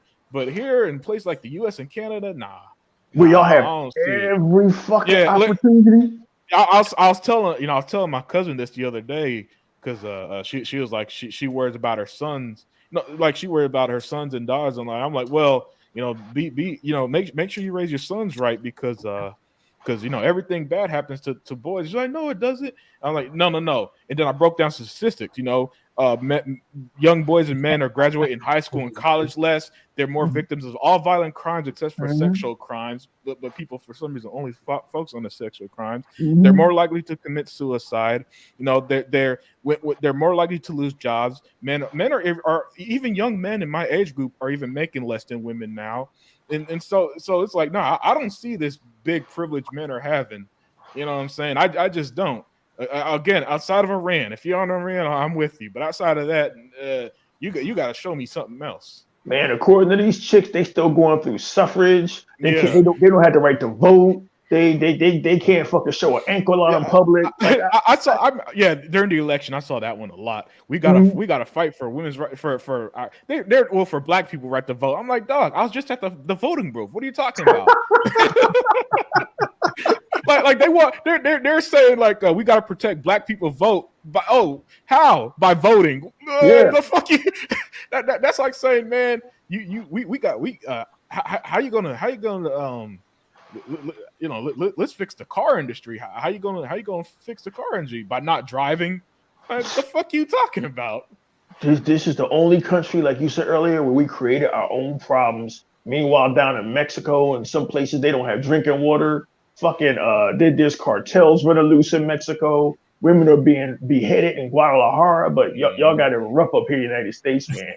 Look, man, Because somebody misidentified your gender. Yeah. There's this chick named Mandy Rose. She's a wrestler. She just got fired from the WWE, right? Because WWE got this policy that they don't want anybody having any like outside fucking businesses going. This chick made $500,000 or some shit called OnlyFans, and she did it in a couple of months. What will she make next month? Like this is crazy. This is like man. Men, we aren't worth shit anymore. Goddamn, like what the fuck? Like, if reincarnation was real, E-Rock, what do you want to come back as? Man, either a fucking hot white chick or a grasshopper. No. Either a hot white chick or white family's dog. They look great fucking live. E-Rock, it's funny, man. You seen the situation going on with WWE right now? Yeah, hold up, man. I got to process that for a minute, because the white family dogs, they get fucking dental and shit and healthcare. Yeah, man. Oh my god. White people love their cats to an extent. I mean, their pets to an extent that I can't fathom. Like I got some cats myself that I got from my aunt before she unfortunately passed. You know, I love these cats. Don't get me wrong, but I don't let them fucking walk around my food and all that shit. White people, man, they cook with them on the stuff, near them and all that shit. I'm like, I can't do that, man. You know what? I used to have a Rottweiler before he passed. Love that dog. That dog ain't looking my fucking face. I'm sorry. That's why I was laughing, because I've seen it for the last 7 years. Look, no offense, guys. You can hurt a baby, but you better not hurt a puppy. They'll throw you in jail. You hurt a goddamn puppy. Yeah. Think I'm lying? Look at Michael Vick. Oh yeah, they still, he served this time. They still mad at that nigga. Took away years of this man's life. It's man, society wants you to be eternally mad at people who fuck up, even when they paid the price, even when they reformed, even when they did everything to prove that they've changed, and they still want to, and they still want to hold that over you. And I'm not gonna do that, man. Listen. I'm not going to do that in within reason. Like, I'm not going to hold it over Michael Vick's head forever, because he literally done everything. He donates money. He donates money to dog shelters and shit. Like, what fucking more do you want to do? That's why I was on Kyrie Irving's side earlier this year, because I'm not going to get mad at somebody over a tweet. Yes, sir. You know? I'm sorry. I'm not. You're not going to trick me to get mad at somebody over a tweet. You know what I'm saying? It's just not going to happen. They want him to donate to anti-Semitism and go to the history museum and all this dumb shit. I'm like, man, just put on a Netflix. Go to YouTube and type in Holocaust. Watch it for 30 minutes. Yo, man, it's we're living in now. Kanye West, he fucked up, but Kyrie, it wasn't even serious with him. Like, man, it's going down. Yeah, see, at least with Kanye, he said wild shit like, you know, Hitler wasn't that bad of a guy. Where it's like, okay, I could kind of. The thing is, we all had to learn by now to stop fucking taking Kanye fucking serious. Yeah. That's. I mean, celebrity worship culture is a different topic altogether. But I'm with you. You know, I don't. That's why I don't really follow celebrities like that and don't give a shit. But you're right.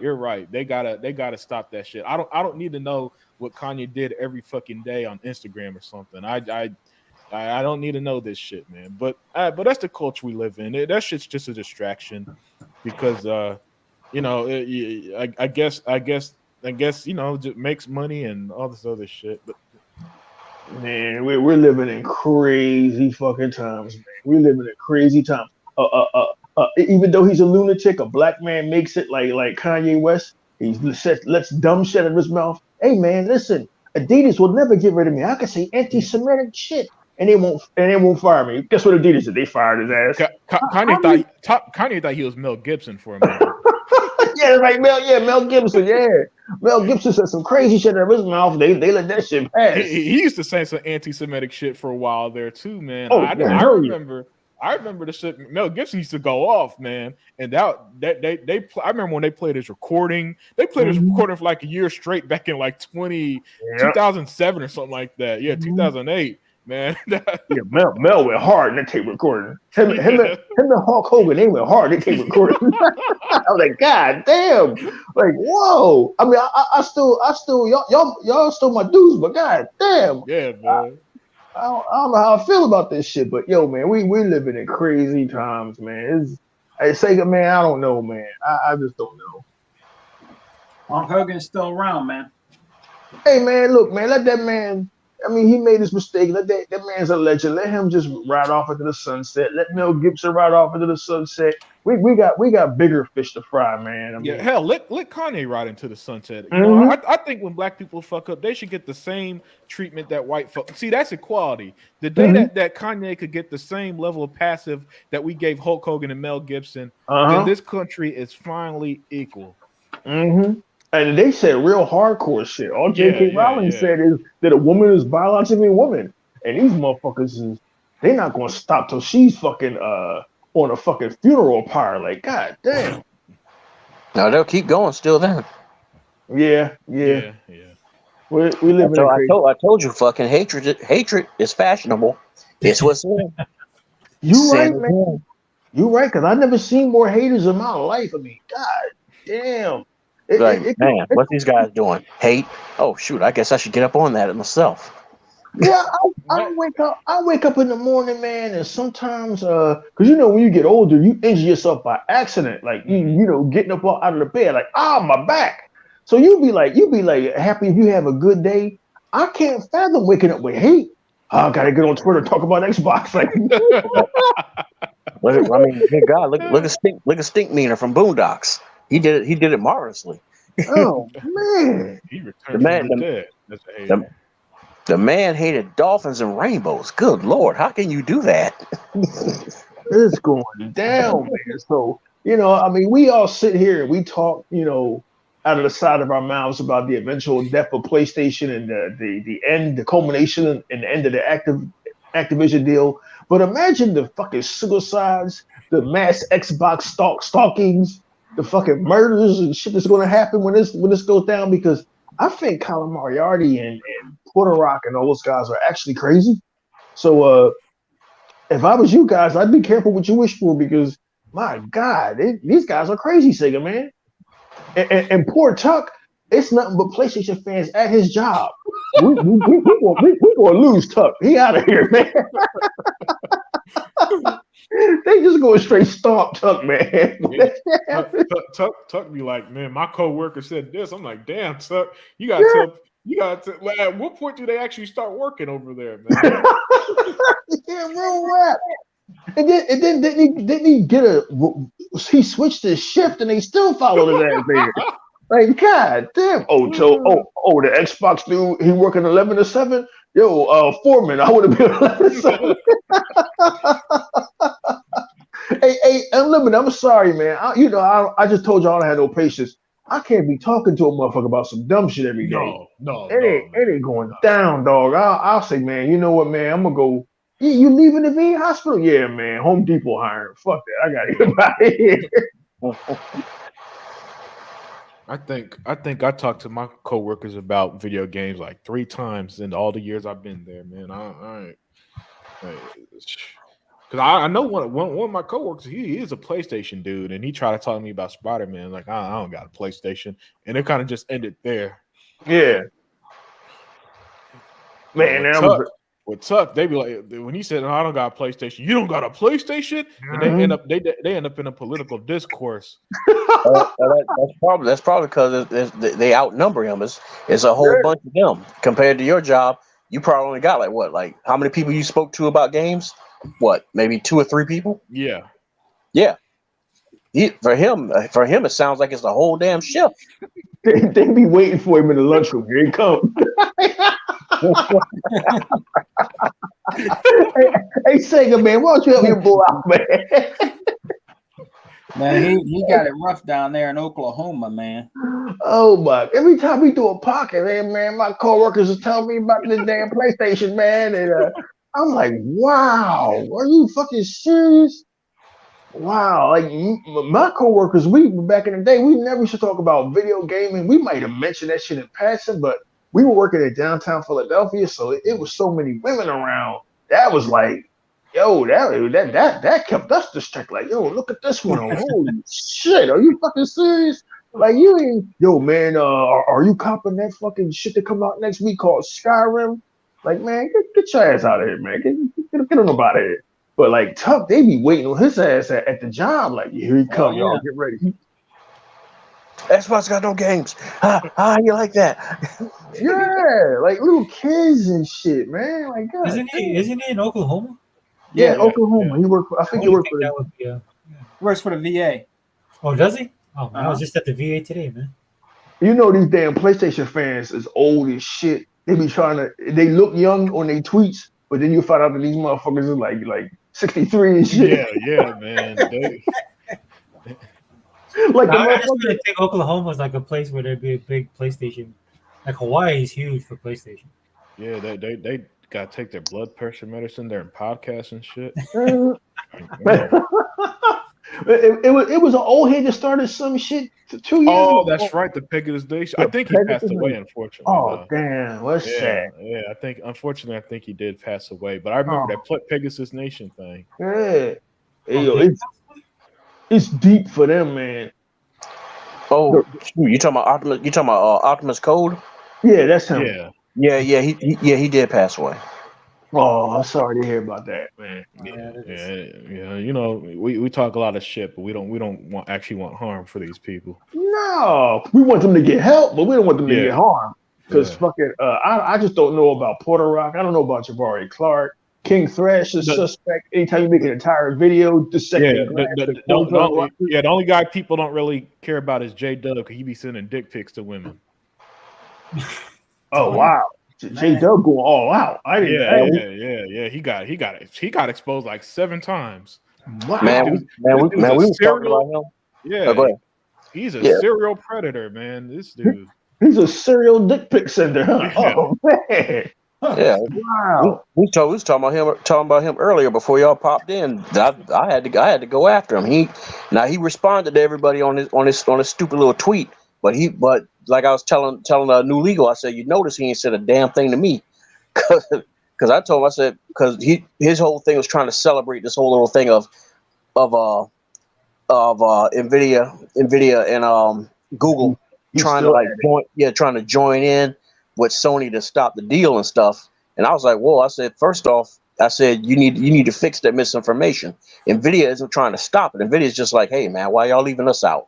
What you doing for Steam, why don't you do that for us too? That's all it is.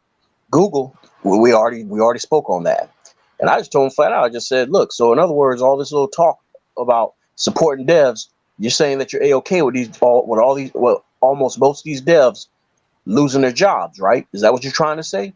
Just so PlayStation get a win. You're okay with that. Just despite Xbox. Yeah, they never cared about the devs. That was always fake. That was so blatantly fake that I was stunned it even got traction. Oh hell yeah. It was so obvious they didn't give a flying fuck about the devs, because the moment The Last of Us 2 devs came out and said that they were working crunch, they were praising the fuck out of Neil Druckmann. Man, you see these graphics? This is crunch versus no crunch. So it was so obvious that. But you should have responded. You should have responded with like a picture of a Nestle Crunch bar, saying crunch, and then without the right Krispies in it, no crunch. Or how about Jabari Clark with Xbox? What Ninja Theory? Oh, Ninja Theory's dead to me now. Like, wow. They betrayed us. I can't get over that, man. He literally said they betrayed us, like like a Russian spy or something. like some old Starscream and Megatron shit. and then leave it for He-Bot, the game historian. I didn't know that Ninja Theory, one of their first games, was on Xbox. Yep. Kung Fu Chaos or some shit like that. Yeah, Kung Fu Chaos. Yeah. I'm like, wow. I wasn't even an Xbox person. I knew about that one. Around that time, I wasn't an Xbox person. I did not know that. But man, PlayStation fans, they act like Ninja Theory was theirs because of Heavenly Sword, which they didn't even buy that game. Nope. It flopped. It flopped very hard. All right, Sega Forever. What's up? What's going on now, man? Because it's like I think it's almost 5 a.m. in the morning over here. So Yeah, it's pretty where you guys are. No, it was pretty. No, we can wrap it up, dude. That was about all I wanted to talk about was 2023. But basically, dude, this is just like I said before. It's like an Xbox hangout, like we used to do back in the day on stuff like that. That's all it is, dude. You guys talk whatever you guys want to talk about. We do the pop culture stuff. That's fine, dude. It doesn't matter. I mean, for 2023, dude, I just like you guys were saying earlier in the podcast, your guys' podcast. I'm just looking forward to it, man. I'm looking forward to the games that we're gonna have, dude. I'm gonna look at Xbox continuing to dominate the news cycle. I think it's more positive now, right? And just basically 2022 on steroids. That's what 2023 is. Yeah. Yeah, I mean, we got a showcase in January. I don't remember the last time that's happened this early in the year. The only thing I didn't like about the announcement, but I don't think Xbox does that. I don't like when they're reactionary. That's the only thing I don't like when Xbox does, but I'm pretty sure this is something that they strung together anyway that they're going to produce because they didn't do anything on the Game Awards, which nobody. Yeah, I love what you guys are saying about the numbers on that, dude. That's absolutely. Well, I learned with these game companies, except in certain instances, man, in entertainment, nothing. I know you're thinking it's reactionary, but like that fucking Activision deal and that Bethesda deal. That shit had to have been years in the making, and we just didn't know about it. So they had a good relationship with them, right? And then the founder passed away, which they addressed in that special that they did when they were talking about it. And Todd Howard, that's what really got me when people were hating on her. I'm like, dude, they've had a relationship for years and years. Todd done said it countless times. Yeah, even before. Being able to focus on one platform gives them so much more power. Yeah, they just wish that platform was PlayStation so they could rub it in our faces. Yeah, that's all. But that's what pisses me off about the Xbox guys, right? Because these Xbox guys should know that. I know it. You guys know it because we've actually followed this news, and we follow the community, and we follow the brand that we like. So for some of these Xbox guys that were saying that this is a bad thing, I'm like, no, it's not, dude. They've been working together off and on, officially, unofficially. My thing is, even if they didn't work together, so what? This is what companies do, Listen, I don't put morality on company businesses as long as they're following established laws like antitrust laws and all that other shit that we got, that we got in this country. If they don't break those laws, then do whatever you want. That's how I see business deals, basically. So I don't care if tomorrow Microsoft bought Square Enix, and even though Square Enix don't put their games on Xbox, and now they will. So what? If they got the money and Square agreed to it, that's business. Let business do its thing. The only reason why they're mad is because Xbox is benefiting, and for 20 years they believed the lie that Sony was this big unstoppable force in gaming. You had a 6-year window where Sony was unstoppable, and that was 2001 to 2006 with the PlayStation 2. Other than that, Sony has not been this dominant force in gaming throughout its history. Yep. The only thing I'm not liking about this current climate is towards acquisitions and stuff like that is if I go out and I buy something, it's mine. All right. Bottom line, if I don't want to share it with E-Rock, I don't want to share it with E-Rock. If I don't want to share it with Unlimited, I don't want to share it with Unlimited. You get what I'm saying? It's mine. Now all of a sudden you mean to tell me that if I go and I acquire something, you got to let such and such use it too. You got to let them have it too. Are you? So what's the point of competition? That standard only applies to Microsoft. If it was Sony, they wouldn't even jokingly say something like that if Sony bought Bethesda or Activision. They just, Colin Moriarty, Porter Rock, all of them who pretend this shit is devastating, they would be in these comments right now talking shit if that happened. Well, then I would love to see how they react with Destiny 3. Because Bungie is like, we can't let you lock this away. Because Bungie wants to make money. They don't want to be like Square Enix. Yeah, and so Sony did that one out of desperation, like Hebot. Hebot called that shit so perfectly that that made me never question him again. E-Rock, when he called that shit, I was blown away because it sounded dumb as hell when he first said it, man, didn't it? And then he ended up being right, not even a week later. And I was like, you know what? What did Hebot say? When Hebot was saying that that Sony was going to do something to counter for perception reasons, right? And not even a week later, they had Bungie. They made that rush deal with Bungie, and they overpaid for it and all that shit. And I was like, damn, I'm never going to question Hebot again. Let me tell you something about Hebot, man. The first time I talked to him, and it's very rare that I come across people that know things about Sega as much as I do. And he shut me down, dude. He was telling me stuff I had no idea about. I had no idea about it. And after I talked to him, I was like, that's the first person I met that I was like, damn, dude, you legit. And we've been friends ever since. Yeah, his knowledge of gaming is encyclopedic, man. He teach me about companies I never fucking forgot about. Data East, this company, that company. You know what I mean? And he's going to get his point across, even if he has to cut you off on your own podcast. So like that's how Hebot. He's one of the million.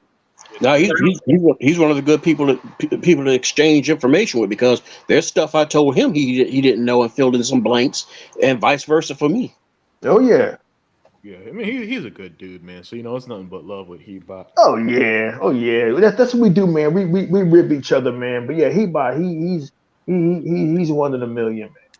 And it's crazy because these people who have fucking been his enemies all these years, all because it's just crazy to hate somebody because they play a different fucking plastic box than you.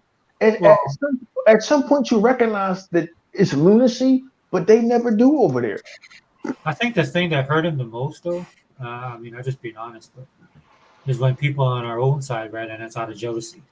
That's the thing, because I saw that. Like I saw that with people that was doing that to him, right? And he has a big heart. So, hey, my brother, if you're listening, bro, hat tip to you, bro. You've been fighting a good fight, dude. You're like one of the strongest people. I mean, there's a part of me that looks at you and say, look, dude, you can get yours, but at the same time, I see the price, that you got to pay for it. But man, we've been fighting fights on multiple fronts: Twitter, Facebook, YouTube, or the streets, the gaming stores, the game exchange. I'm like, look, Hebot, I can't. I'm getting off of Facebook. We got a nickname for Hebot, the Living Fortress, because he's fighting. He's fighting on all fronts, guns ready on all sides. No, the man better sit down and take care of his health. Shit, but fighting all these fools, because they gonna do what they gonna do regardless. Exactly. Just let it be. You know what? I feel bad. Like sometimes when I feel like crap, dude, because I got my own like health issues, and then like Hebot will share a picture on Twitter, and I'm like, dude, I just man up. I'm like, dude, I ain't even gonna complain about my little petty problems and stuff like that, dude. But dude, we should in the podcast. But I look, dude, and I appreciate you guys coming on, dude. I know it's late. I tried to do it as early as possible. But I definitely love you guys' perspective, man. I definitely love this content you guys been putting out, because like you guys, I unfollowed all these dudes. The last correspondence I had with some of the last Xbox guys I followed was basically like, sell your Xbox. I told them that in the comment section. I'm like, just sell your Xbox and move on, dude. Because I don't really listen. I don't listen. The only way I listen to somebody is like if I'm doing my therapy and that crap auto plays. Right. And then I gotta go to my history and erase it again. That's why I like the like button, because I'm constantly having to hit that, clear that history, right? Because that's what it is, dude. My circle is small because my respect for a lot of people in this gaming streets is small. You know what I mean? I mess with the people I mess with because it's out of pure respect. Yeah, and you can say whatever you want to. Like, there's people out there that can say whatever they want to, but that doesn't necessarily mean I'm going to be on board with them. Not the people in our circle. But there's just a lot of people, man. I just wrote off. There's people I used to listen to, and then just over time, man, you can see them just crumbling, dude. You can see they can't handle it, dude. And this isn't even any, like you said, E-Rock, this isn't even hardcore stuff. There's real world problems going on that people have, and then you have these Xbox guys that just fold like a $2 whore. I mean, it's sad to see, man, but that's the reality of it. So, like you said, man, I've removed myself from this kind of stuff, right? I think a lot of the stuff we do, I don't look at it as hanging on. We do it out of principle, right? Every time I see you guys talk, even when we do our rants or we do our podcasts and stuff like that, it's all based on principle, man. And that's what I like about it. It's not reactionary. It's like, look, I got something to say, I'll say it, and then we move on. And that's the way it is, at least for me. But yeah, we can wrap up the podcast, man. If you guys want to shout your channels out, man. I'll start with you, Sega, man. Hey, man, it was great doing another podcast with all my brothers on here on the Wrecking Crew, man. E-Rock, Unlimited, Fire Boss, man. It was good talk, man. Good talk about everything. It was a good podcast tonight, man. You know, it's good to get together again and do this, man. You know, we're always going to come and support our brother Sega Forever, man. Go check his channel out, the All In channel, you know, and his podcast, which is the Wrecking Crew on Fridays, man. Good show, guys, man. But you know, you guys can always find me on the channel Sega Man 101 on the Alpha on Saturdays, man. Then with my brother E-Rock, will all started from, which is the Exile podcast with Unlimited, Hebot, Tuckmaster, you know, Other Zinc, man. We rock out on there, man. Yeah, come and check us out, man. And good podcast, Sega Forever. Good podcast, man. Yeah, thanks, man. Yeah, Fireboss, you want to shout yourself out? You can. Oh yeah. All right. Once again, this is Fireboss. I'd like to give thanks to my homeboy Sega Forever for inviting us on to another exhilarating episode of Die Pony Die. I mean, sorry, sorry about that. But yeah, man, seriously, 2023 is going to be a blast. This is going to be. I've said it before. This is going to be Xbox's return to form. This is going to be the 360 era all over again, and that's why they're running. That's why they're running scared like chickens with their heads cut off because they don't know how to handle it. And it's what sucks is those who claim to be in Camp Green are acting the same way, just like those in Camp Blue. Like they've been so traumatized by having having their faces dented in, for like the past generation, they don't know how to respond. They're spooked. They're traumatized. They're like, oh my God, well, what do we do? I tell you what you do: sit your ass down, pick up your controller, turn on your box, and just shut up and rock. That's it.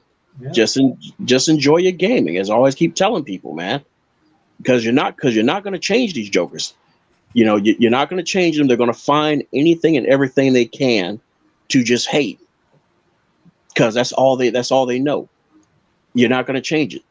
It's not the same as like with us on this side, where you got some of us who are like, oh, hey, I'm going out to get God of War. Oh, hey, Spider-Man was pretty cool. You're not going to get that over there where they're like, they're giving they're giving flowers to the coalition, saying, oh yeah, man, these dudes know what the hell they're doing with Unreal Engine. Man, they know what they're doing more than Epic does with their own damn engine. They're never going to do that. So everybody just laugh. That's all I can say. Just laugh at them. Just point like it's the clown tripping over his drawers, dropping around his ankles, and just walk away. All right, man. Yep, straight up. Unlimited, man. You want to shout yourself out real quick? Yeah, it was a pleasure as always, and you could find me on my channel where I do the Unlimited Truth. Another great show. Can't wait for the next one. Yeah, thanks, Unlimited. E-Rock, man. Sign us out, bro. Hey, man, this has been another scintillating episode of the Wrecking Crew podcast. Like I said earlier, man, whenever there's some narratives that need to be destroyed in entertainment and pop culture, that's when the Wrecking Crew rolls into town, man. It's always great to be here in support of our brother from the Pacific, Sega Forever, man. He's a stand-up person, man. We love him, and it's always great to be here, man. And thank you for having me again. Hey, did you name this podcast off the Marvel group Wrecking Crew? No comment. No, just I actually had this. I had this name for the longest time, dude. Back when I was a Sega for Life. So that was my original my original call sign, and then I had the Wrecking Crew, which was with my friends at the time, right? When I used to play more Xbox Live online. Yeah. Yeah, but yeah, it's basically from the Marvel, because that's one of my favorite villain groups, man. I figured, man. You seem a lot like me, where I do all the comic references a lot too. Yeah. I figured you pick it up, like being hardcore and stuff like that, dude. Yeah.